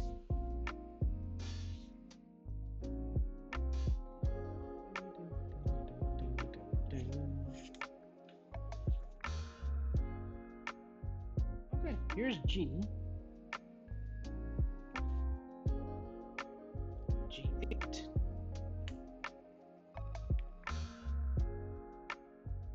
Bruh. A piece already fell off.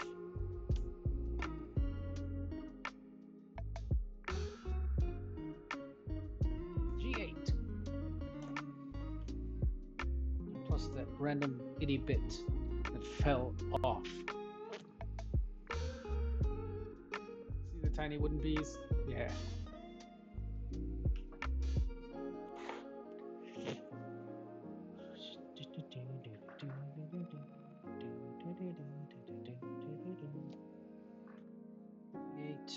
F9. Oh, here's F. This is the side. This is like a really important bit. F7, F9.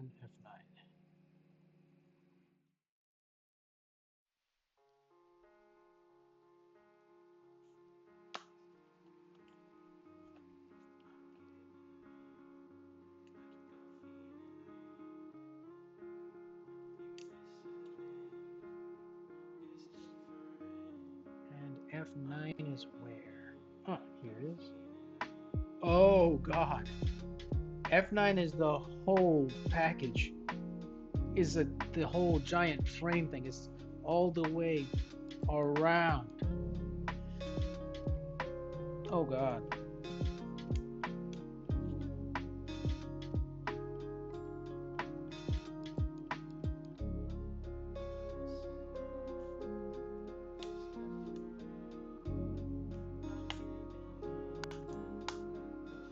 I gotta do very carefully with this one.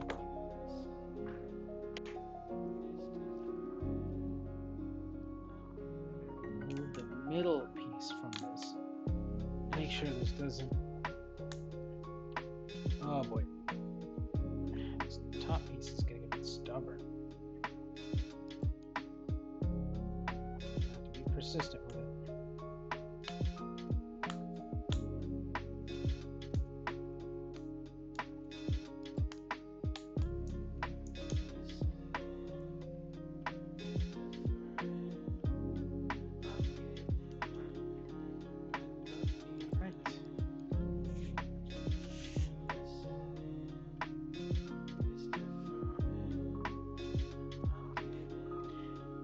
Paint edges white. Oh boy.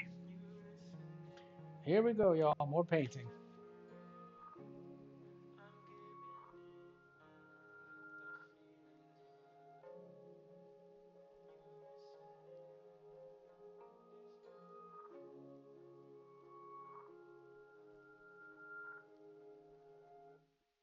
Glue along reference lines. Okay, no. That's later on.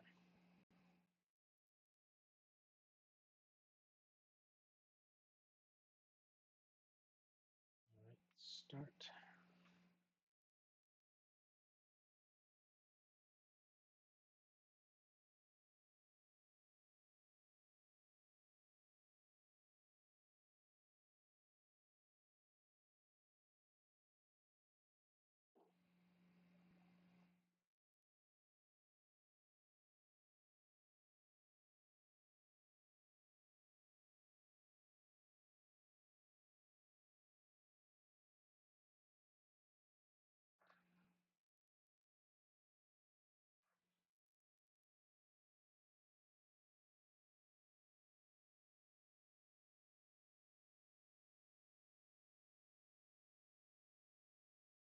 Hold up. The BGM stopped.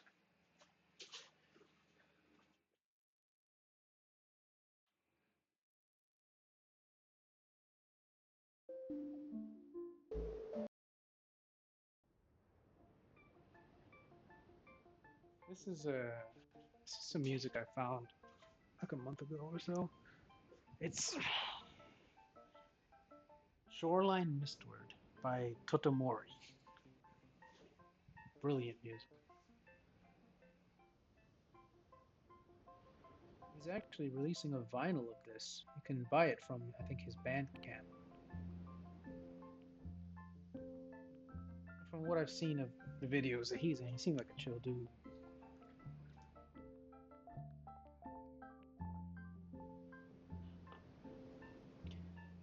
Paint edges white.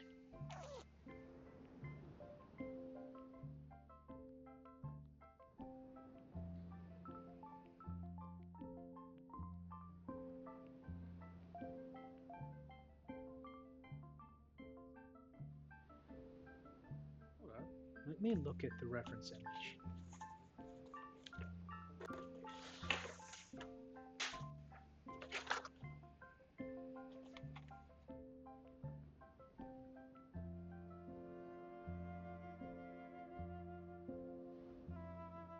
Okay, I kind of get it.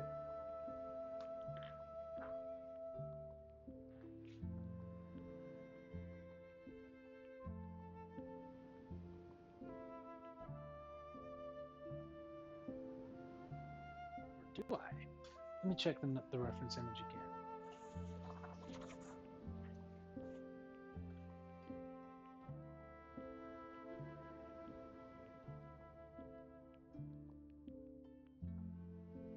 Okay, so what ends up happening is this piece gets glued right here.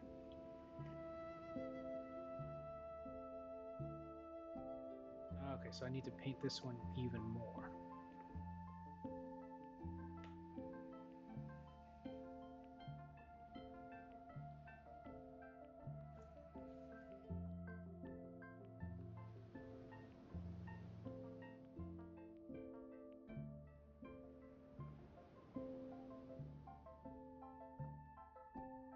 Reminds me of like this Tumblr post of imagine a mouse was getting married, but the only one who could do their makeup were those Warhammer mini painters. So there's a little mouse in a standing on one of those Warhammer mini stands, and then the painter was having their tiny, tiny brush and be like, "Turn to me." That was cute.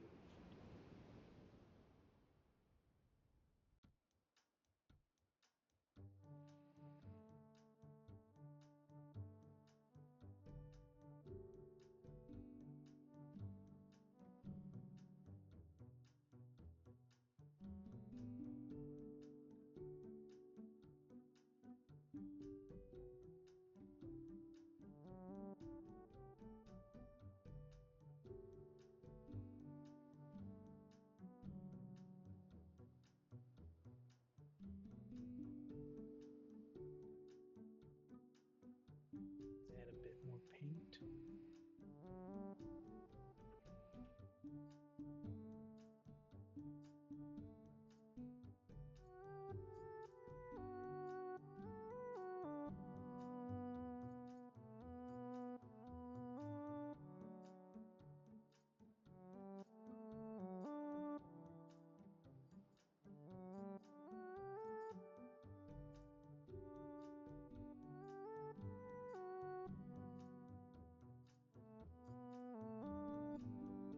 I think these staircase bits a little bit difficult.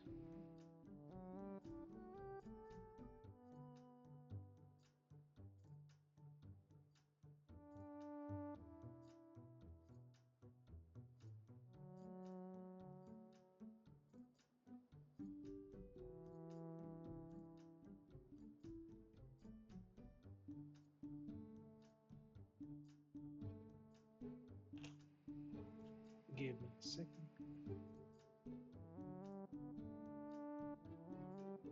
I'm getting a lot of white paint on my fingertips. I'm gonna wash it off real quick, just because it feels better. It's like when you're cooking fish.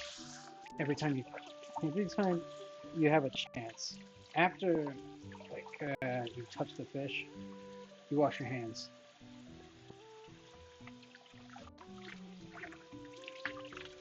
It's like clockwork. Every time I like touch salmon or any type of cooking, like every single moment, as soon as I like put the fish down, before moving on to something else, I'll wash my hands.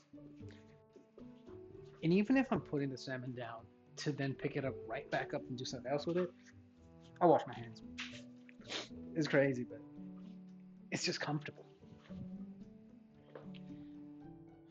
Okay, so paint edges white. Do not paint the shaded areas white.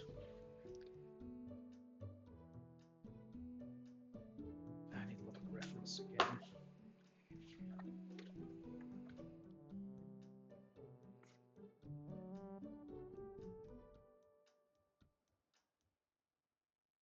Hopefully this part will be a little bit easier.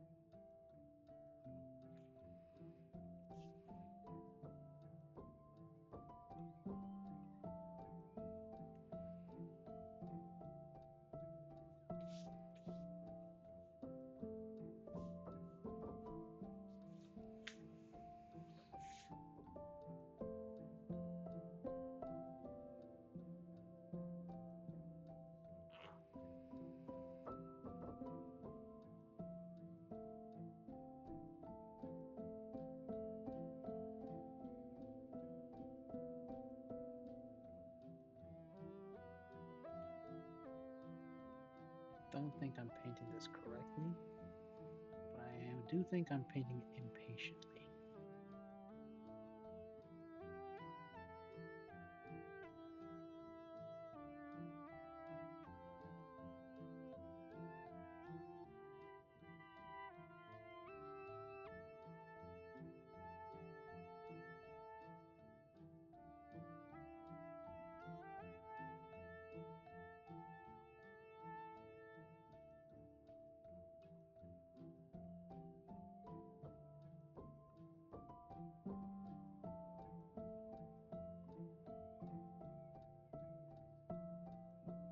Oh, you do it slow and smooth, you get a much better look.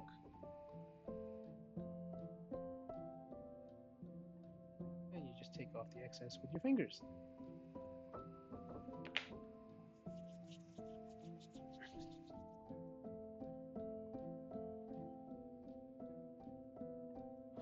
Okay, so that's one edge now for the rest of the fucking edges.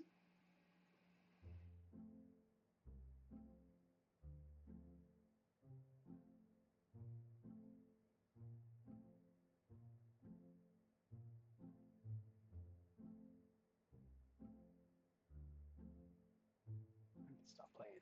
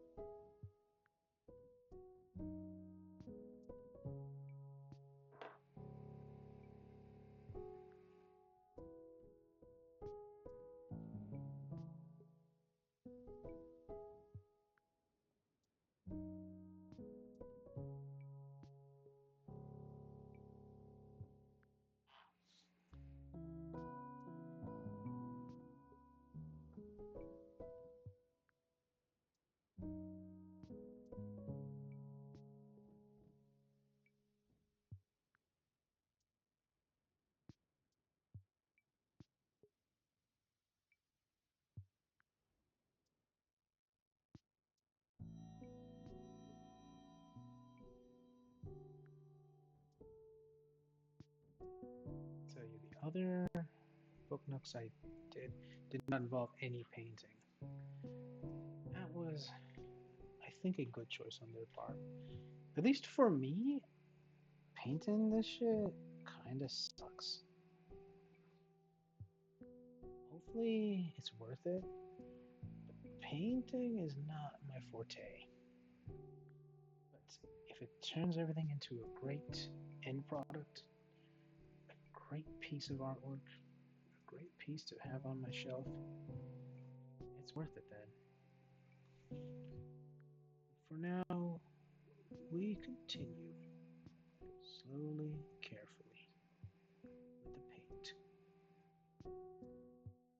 Fucking paint.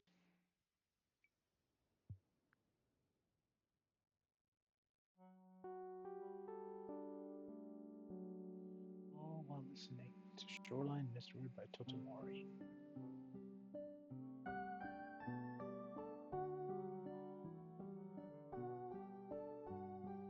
Musician.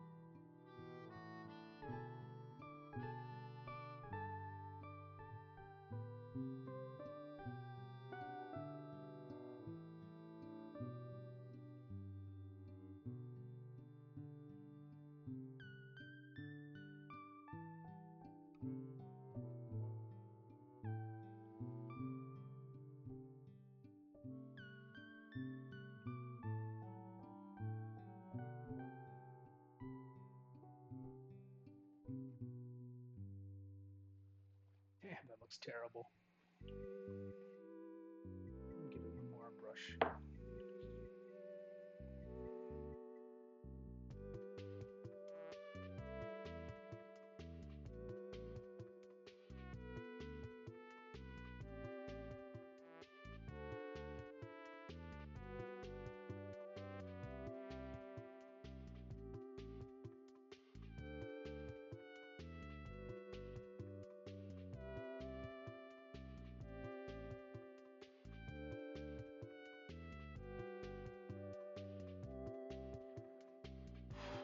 For some reason, I feel dizzy.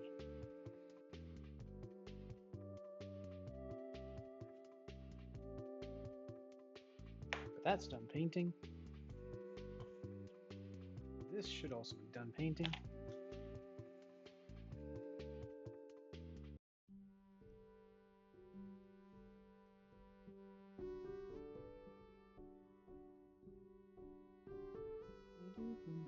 Oh shit, I forgot.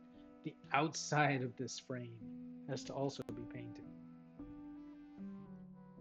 Luckily, this looks like it'll be a little bit easier.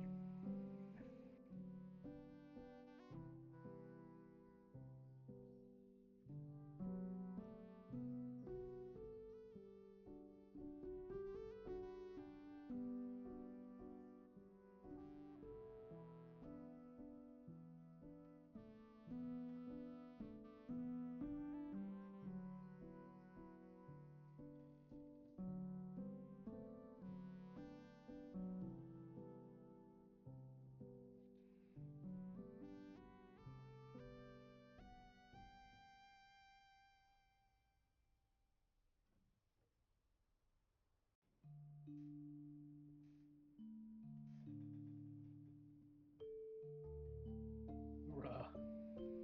Painting these tiny edges is a pain in the ass.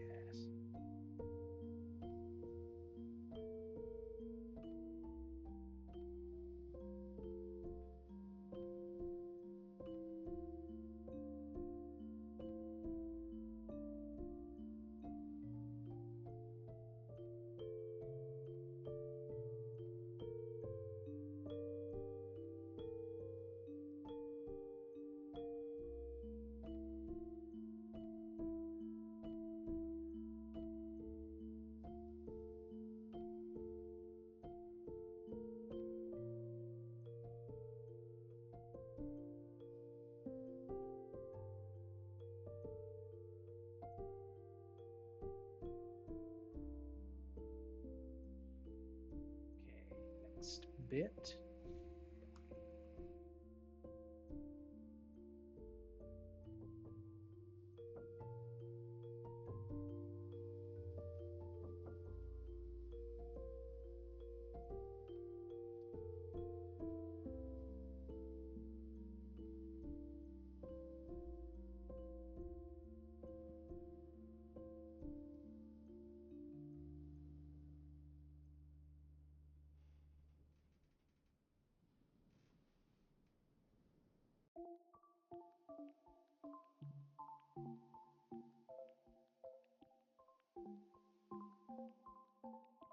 Fuck. I was holding the part of it that was painted.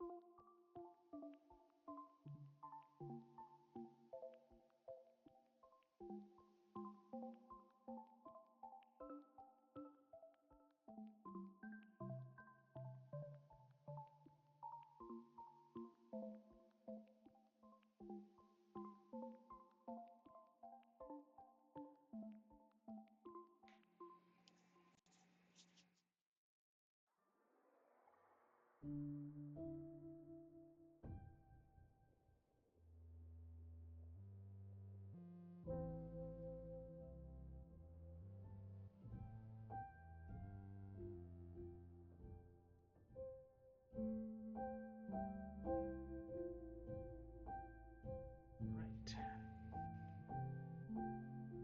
Let's keep painting.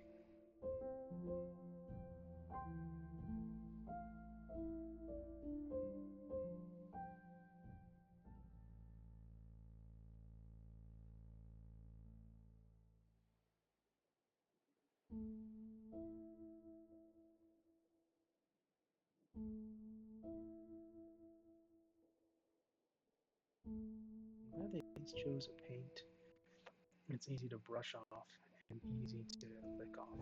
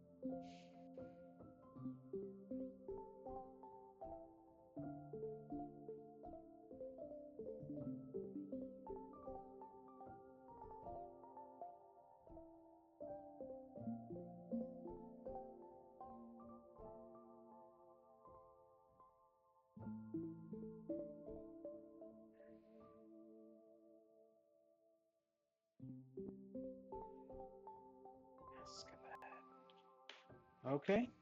I don't know why Escalade pops into my head just then.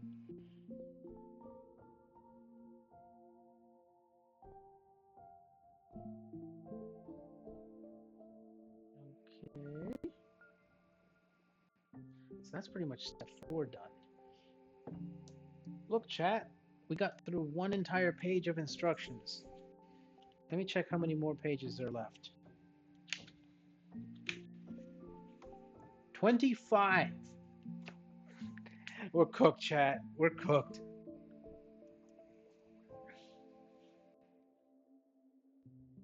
Okay. Glue along the reference lines. Close the cover of P20 after using. Okay. Yeah. Oh, the paint is P20.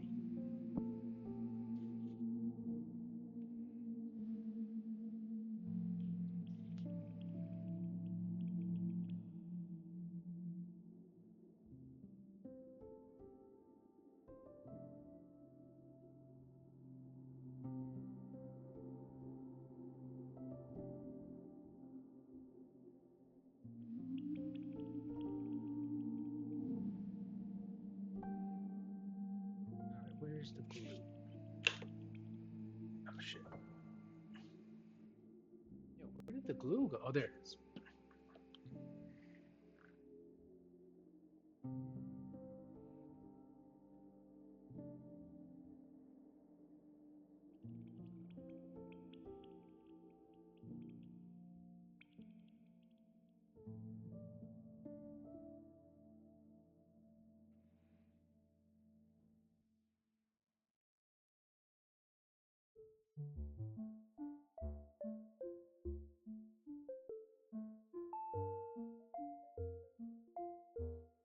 Pretty sure that's good now.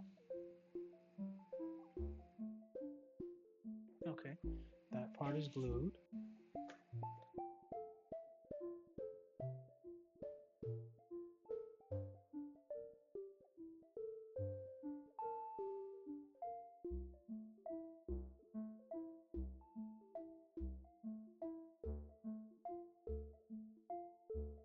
I'm gonna bring this whole setup a little bit and a little bit closer.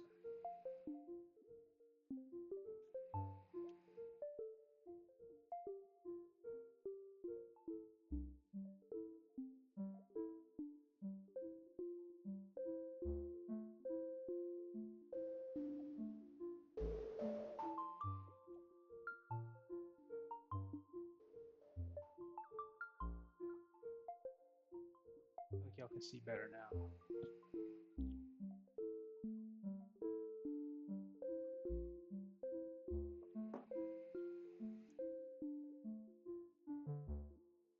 Also, I think something's up with the focal length on this camera.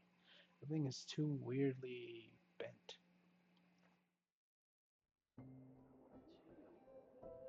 G8.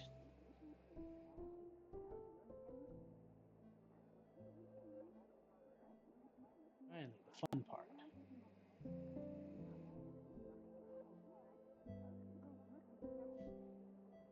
We take G8 and we snap it in. Like so. That part's fun. I like when you get to do those parts.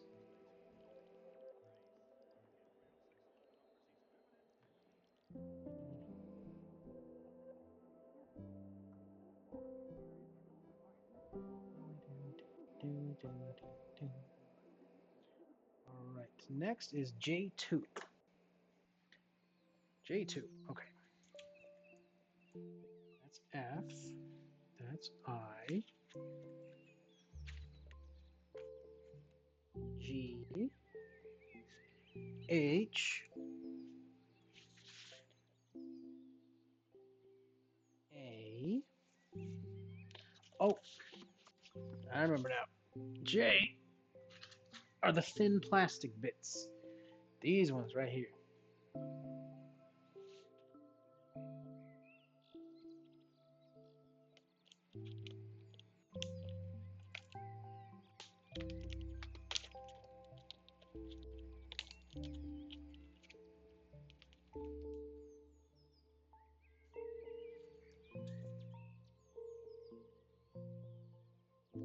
Okay. Apply a dab of glue on the shaded areas. So how it's and eventually going to look like is something like this.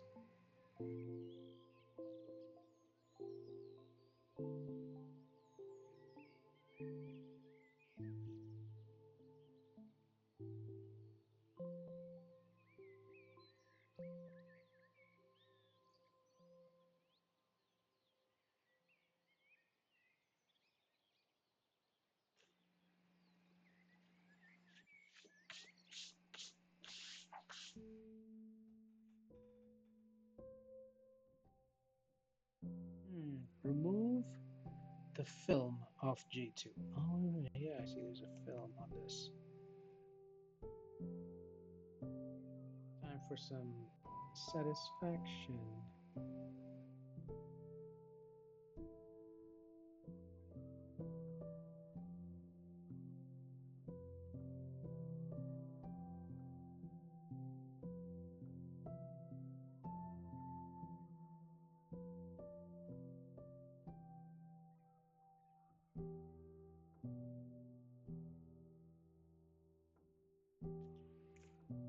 Apply a dab of blue on the shaded areas.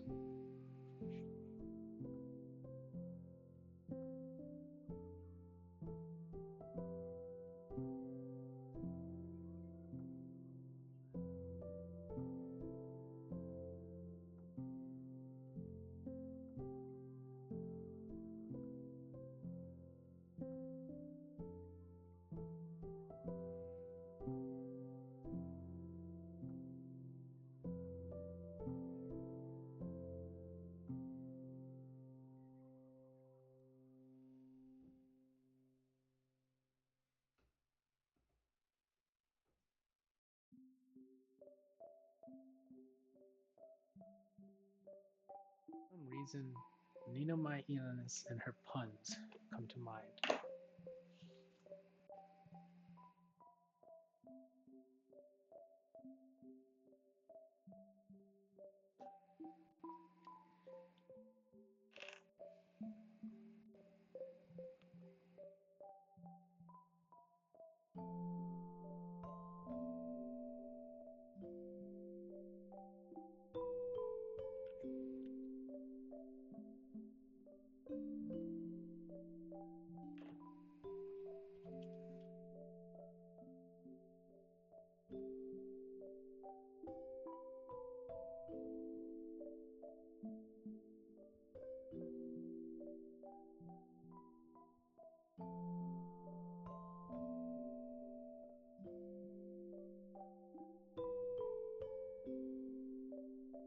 Look, it's all green.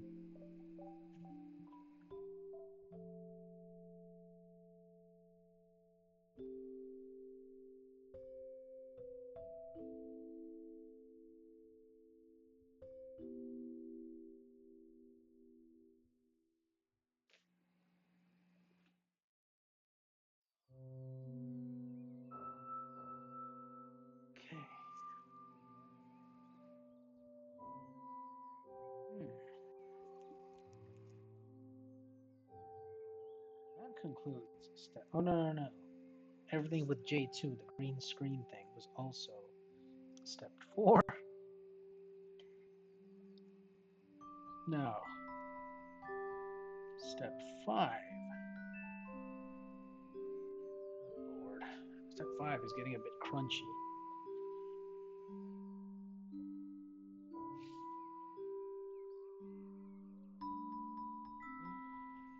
Okay, let's go one by one.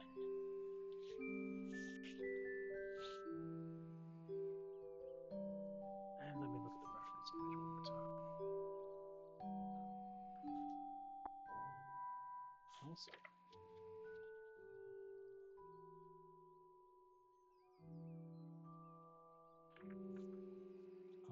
Okay.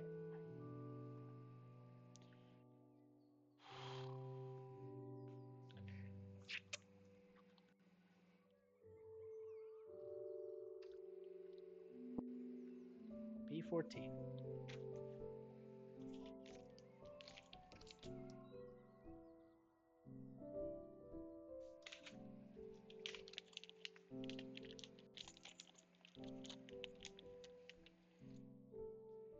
Okay, so it's the teacup.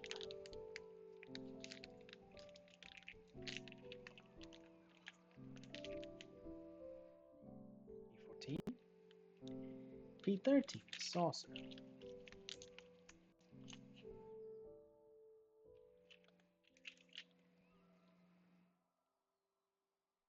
B12.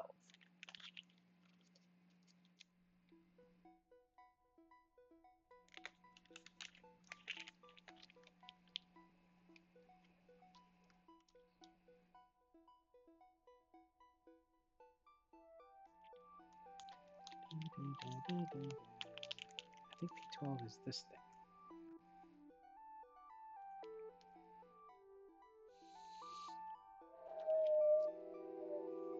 What's next?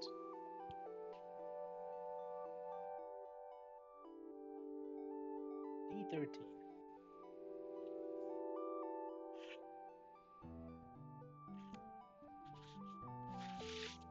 Look at these. These are so beautiful.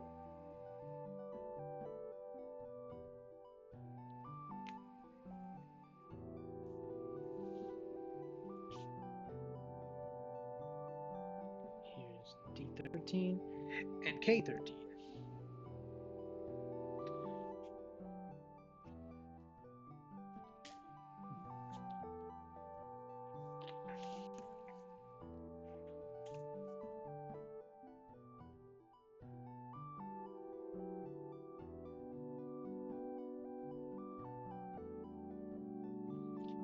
I'm glad I did this instead of Elden Ring. I'll be mauling right now. Okay.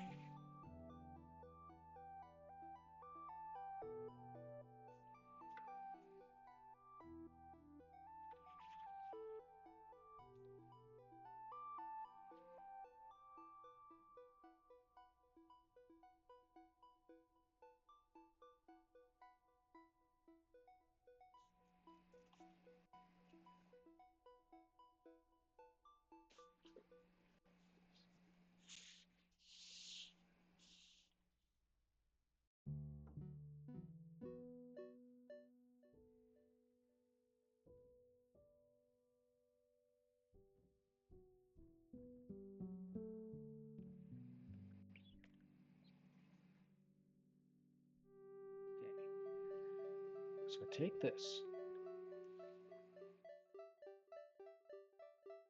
I put this on this.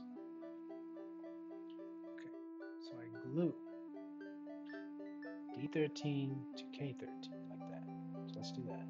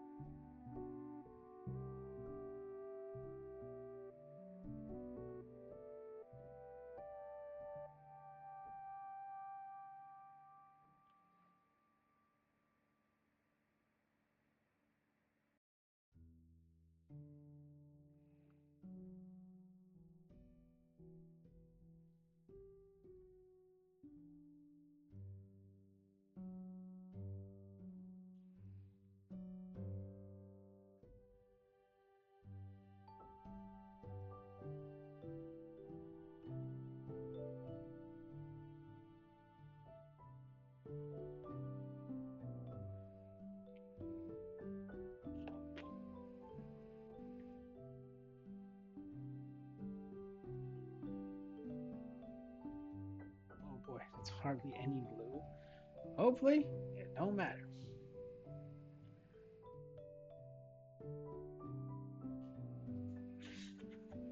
Let me just check I'm using the right saucer. Let's check what E13 looked like.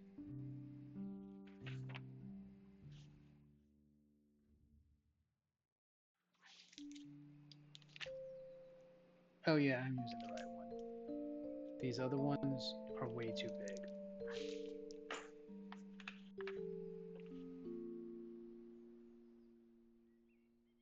Oh boy.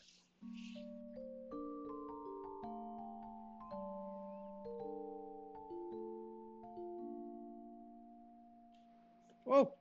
Whoa! Oh, thank God.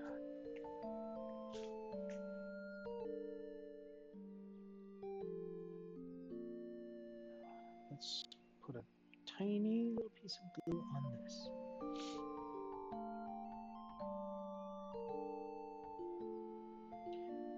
That looks tiny, but actually might be too much.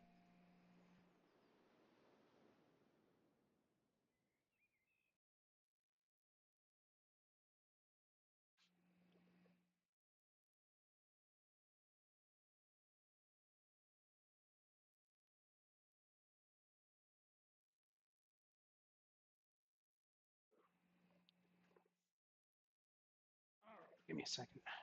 Got so much paint on my hands, I need to wash them again. Wait a minute. Did the music end? Oh God, I gotta keep finding music. Or do I just put on a movie? Well, I have an idea. No.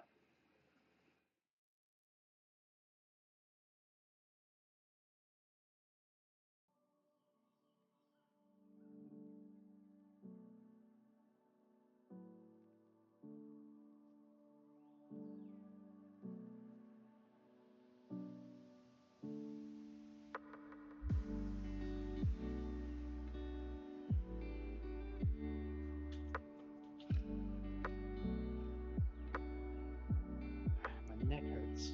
I usually work at this angle.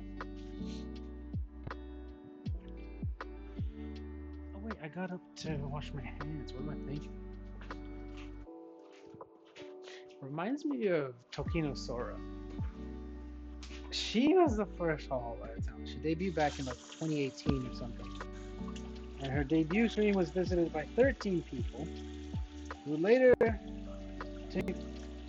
who would later be known in VTuber history as the 13 Knights of Sora. Yeah, because those 13 people hadn't showed up, God only knows if we would even have HoloLens right now. But it has been discovered that to this day, she does not have a chair. She does not have a chair in the room she streams in. She just sits on her bed and then goes live.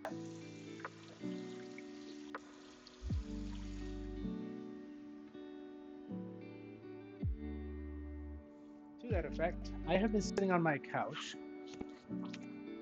and doing all these crafts on a coffee table. I might want to move this to my regular desk one day because it is doing something to my neck, like constantly bending it down.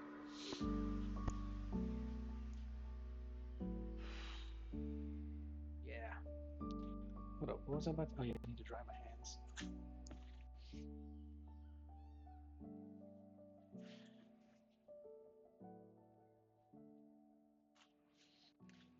Brick City, New York City, please don't leave me.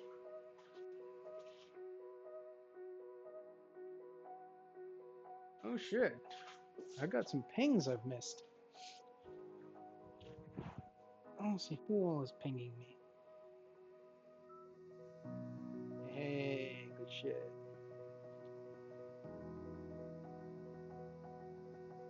All my favorite femboy artists. It just dropped.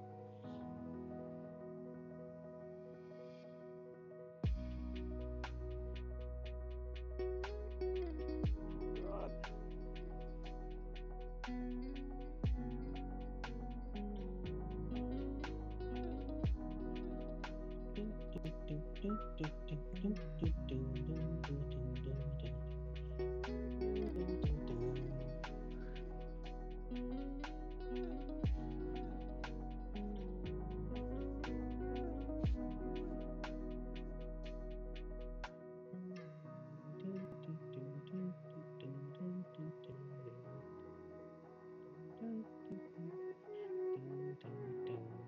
I have a package to pick up.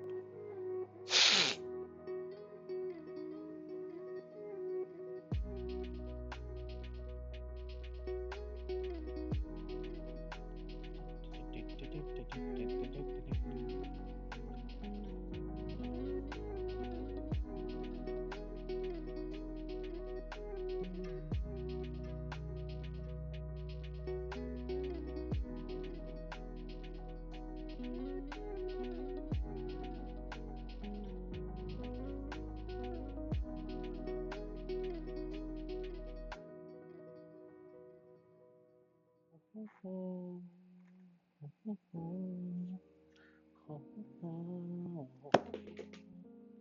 what was that? Shit. Let me see how much more I can do before my neck gives out. Okay, so I did step 5. Cut piece 7 into 2 pieces based off length as shown. Trim flowers shape at will.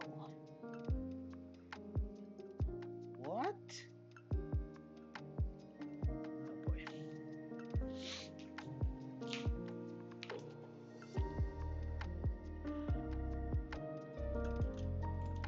Click, click, click, click, click, flash.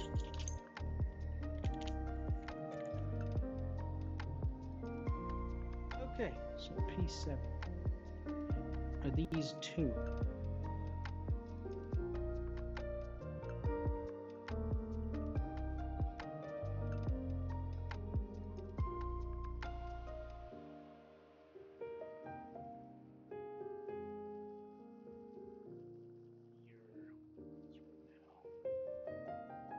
not have any.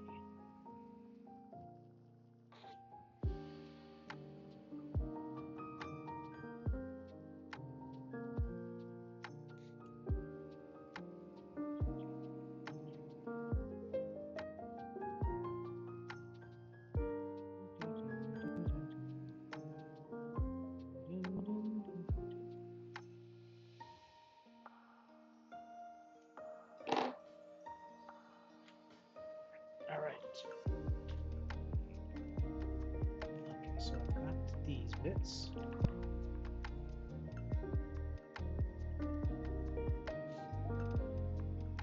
And we've got these bits here.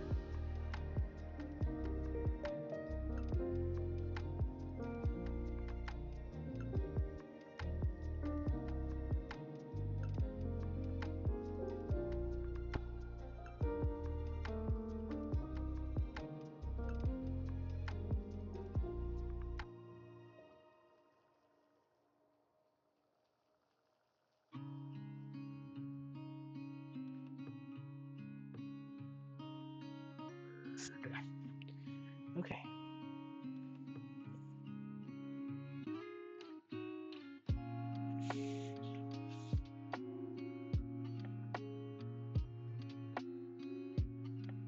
Then I just take this, thread it through.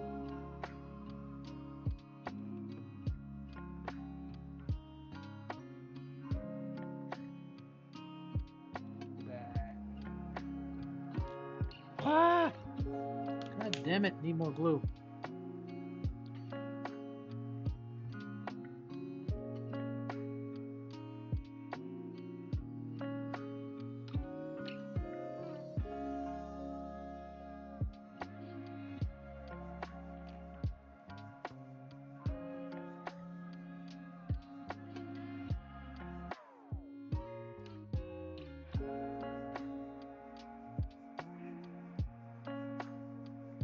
Oh.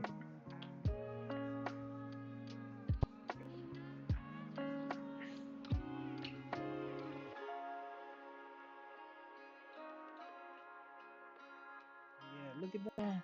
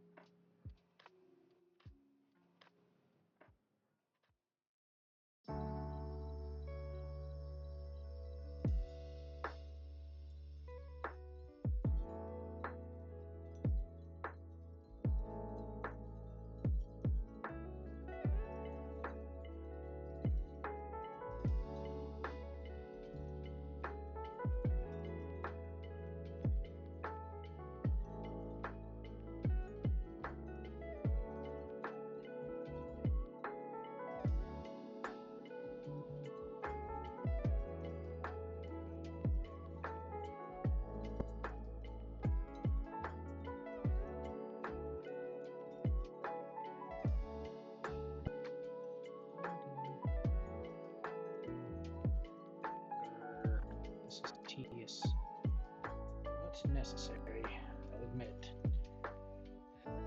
because it does look decent.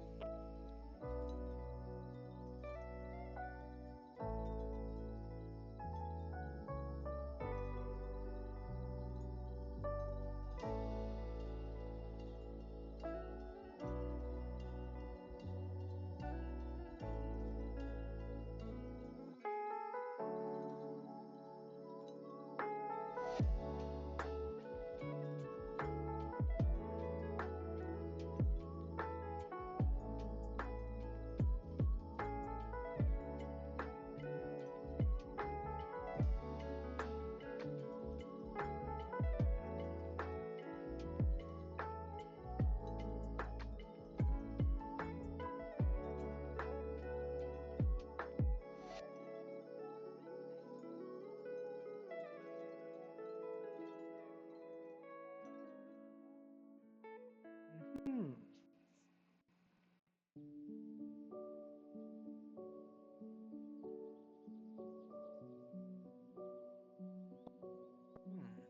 Okay, so take these four.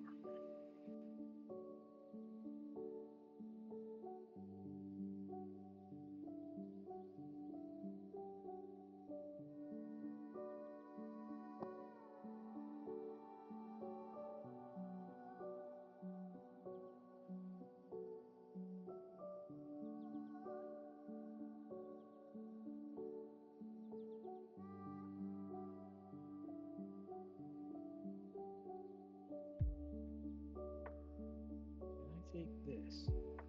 Oh boy, that's not gonna work. She was way too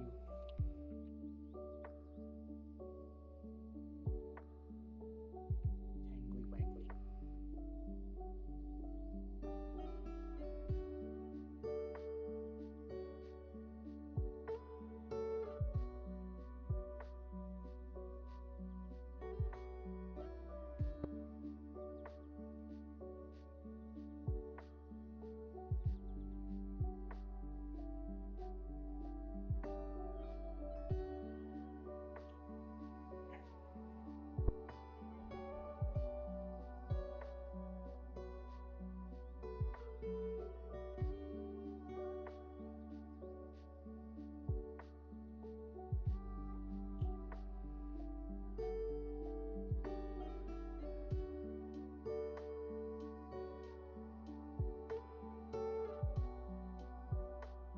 Hold up. I need to trim these.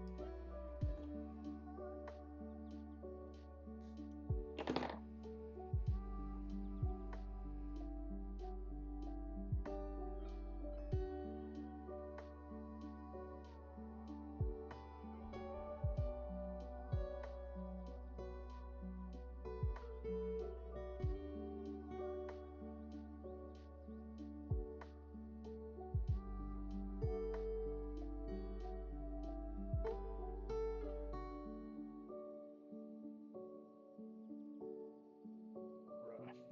That'll have to do.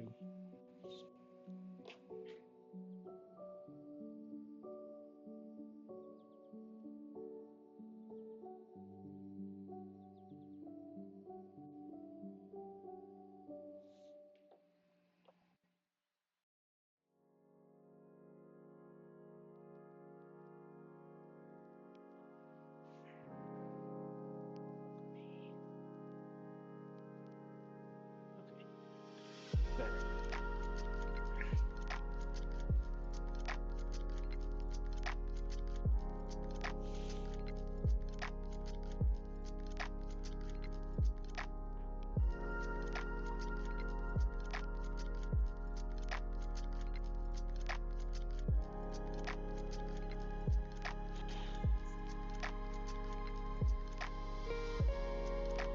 What the hell was I about to do now? All right.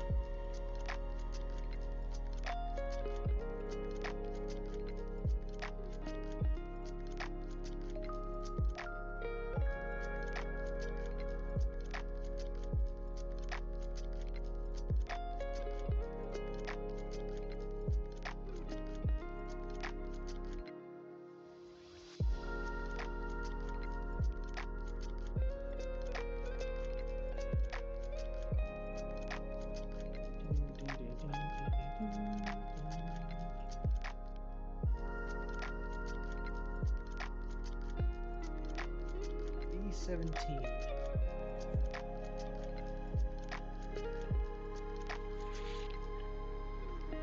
Three of them. Okay.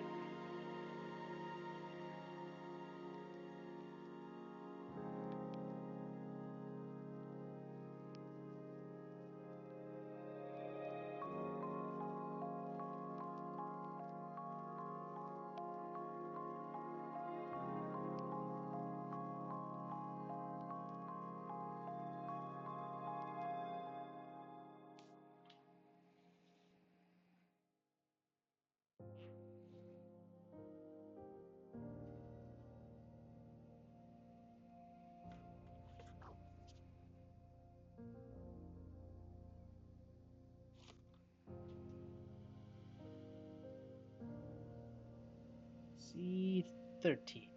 All right. Check. Oh.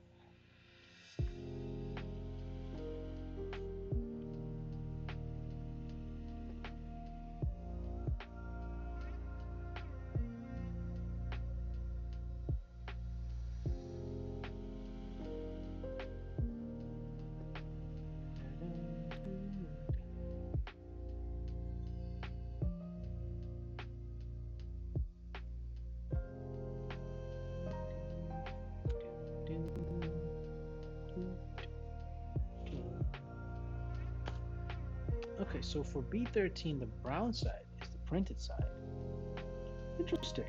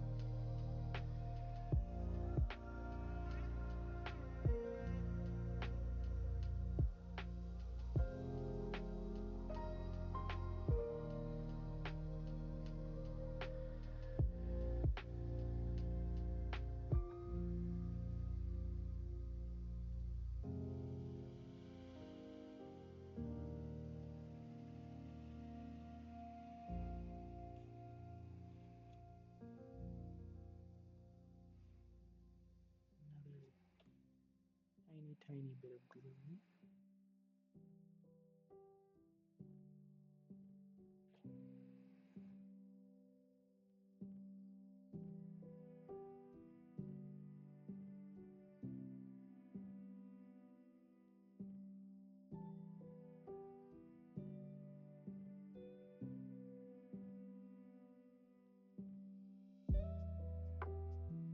Oh wait, that's way too much glue.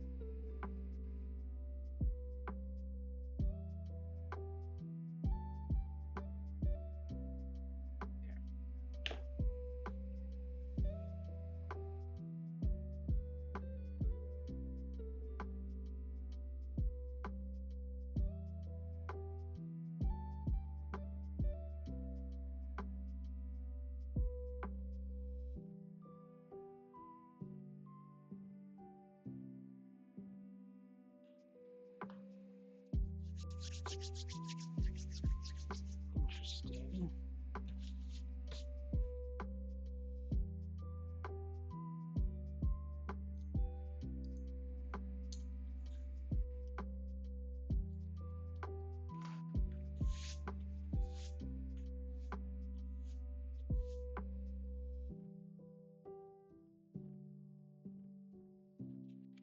Okay, that's number 6.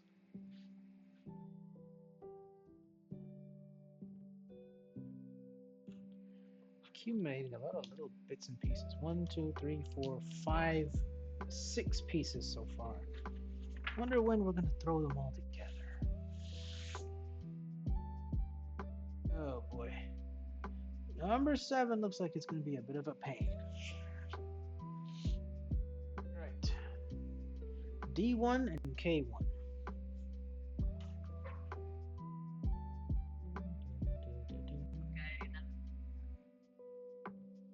Oh, my Oshi is streaming.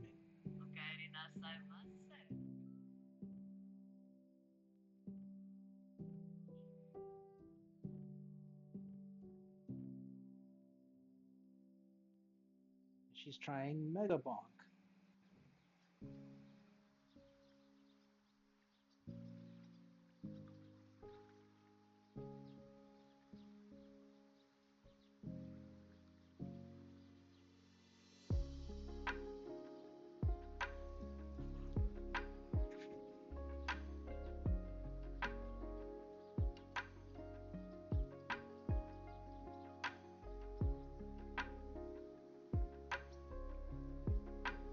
D1 and K1.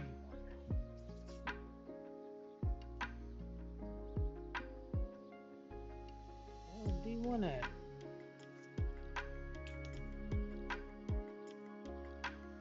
Okay, found K1.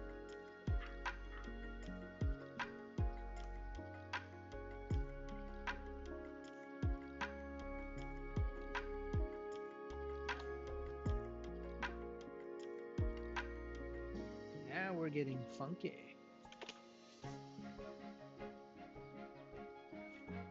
That's K1 and D1.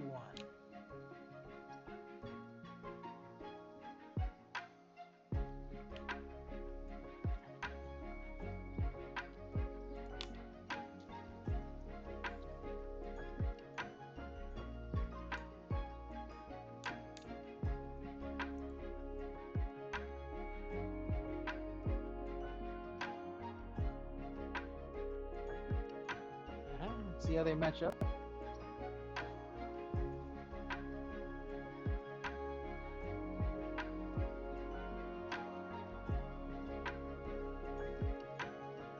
Alright. Glue on 3 points. Okay.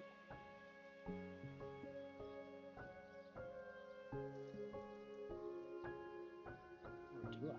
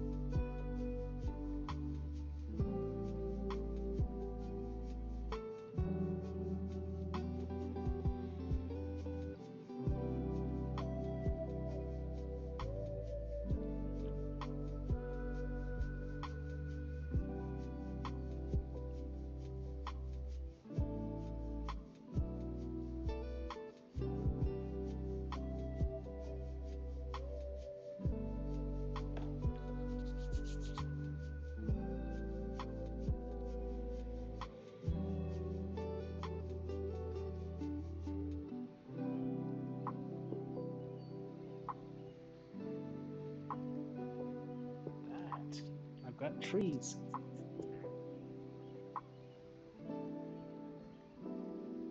Okay, D2 and K2. Righty. D2.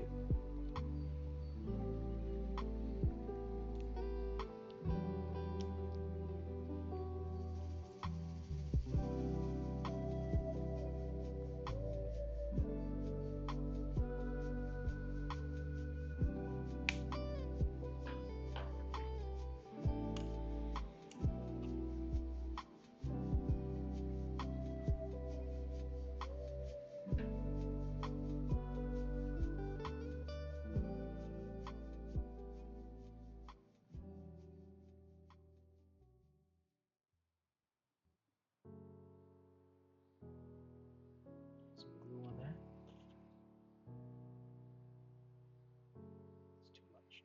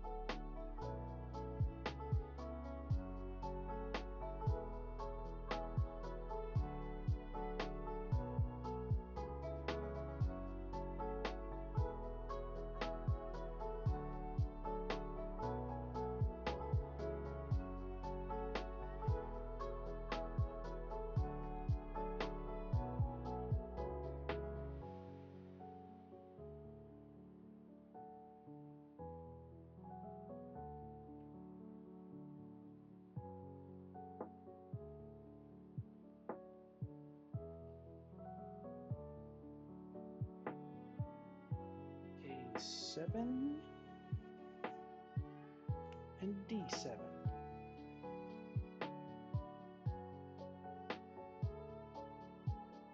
Hold on. Before that, let's glue number 1 where it should be.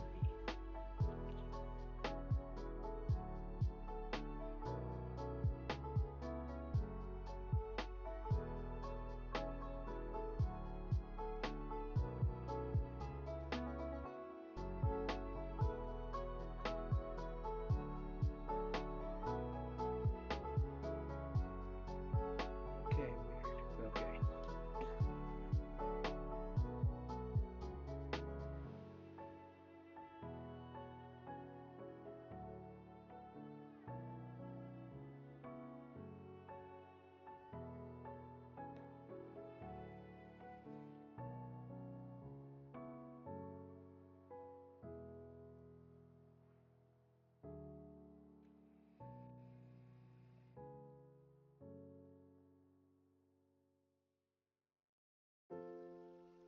Okay.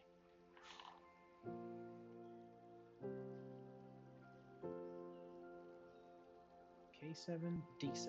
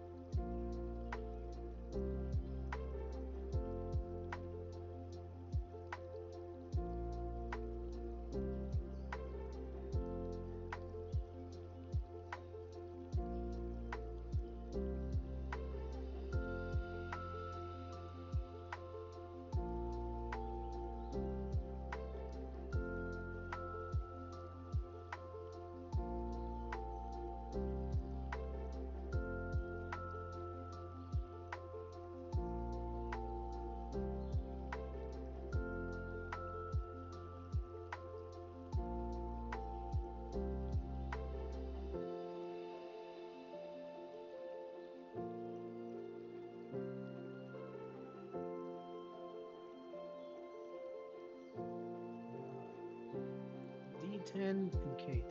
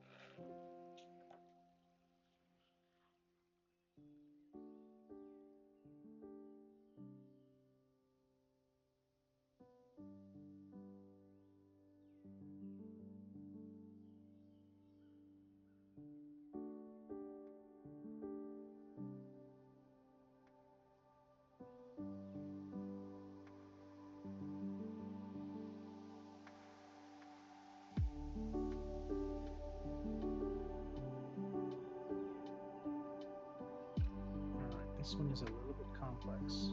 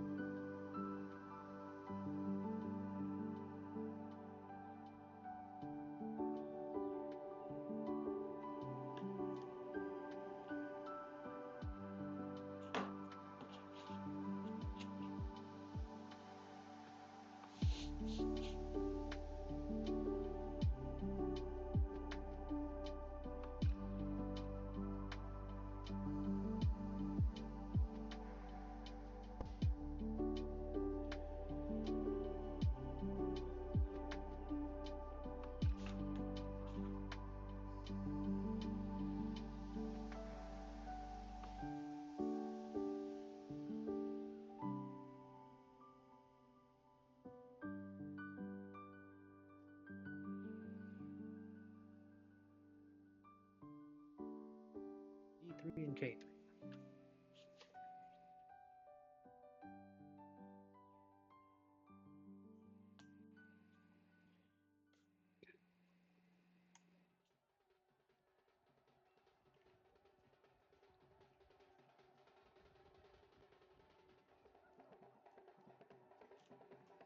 Why do I hear hoofbeats? Wide.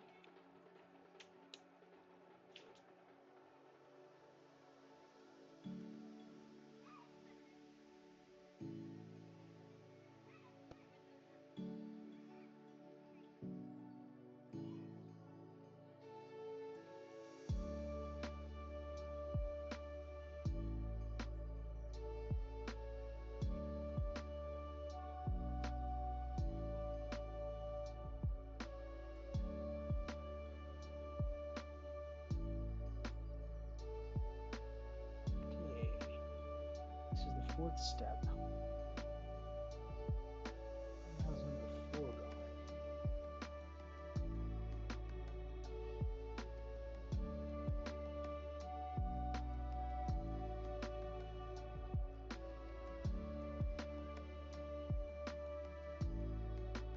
Okay, I think I know. All right.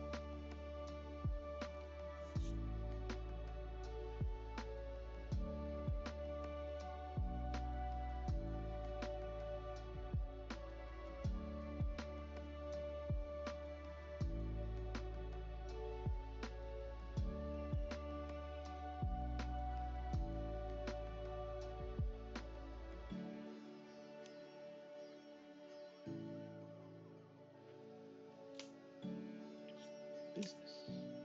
Business. All right. K6.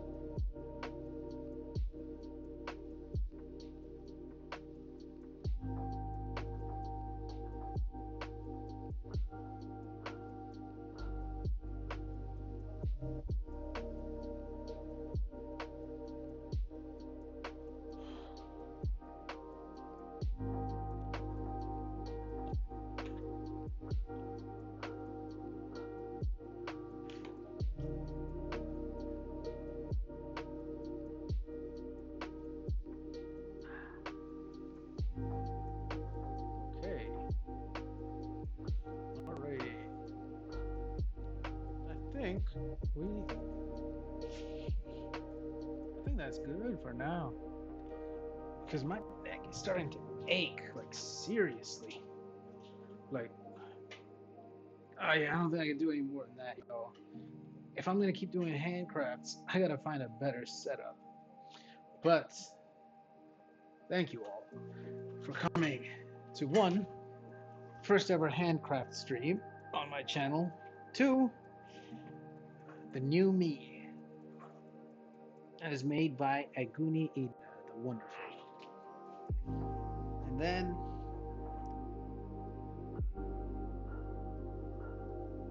the Blender projects that I showed, the overlays, the little background image, the starting soon screen. Yeah, it's been a good fucking day, y'all. Thank you everyone for coming. Let me see who's live.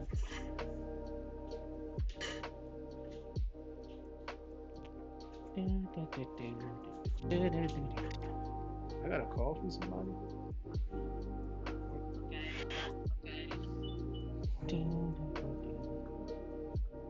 Oh my god. We can rate Flip.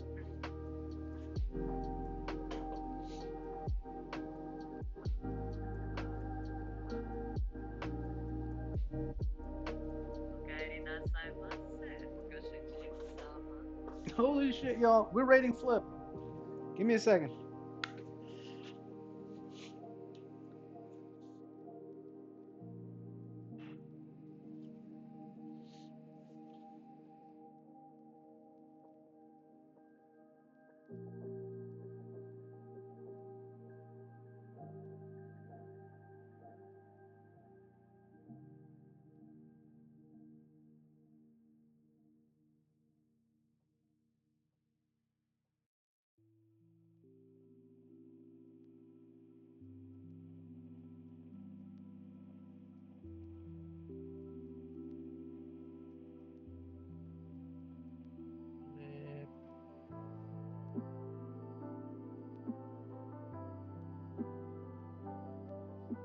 Fiora.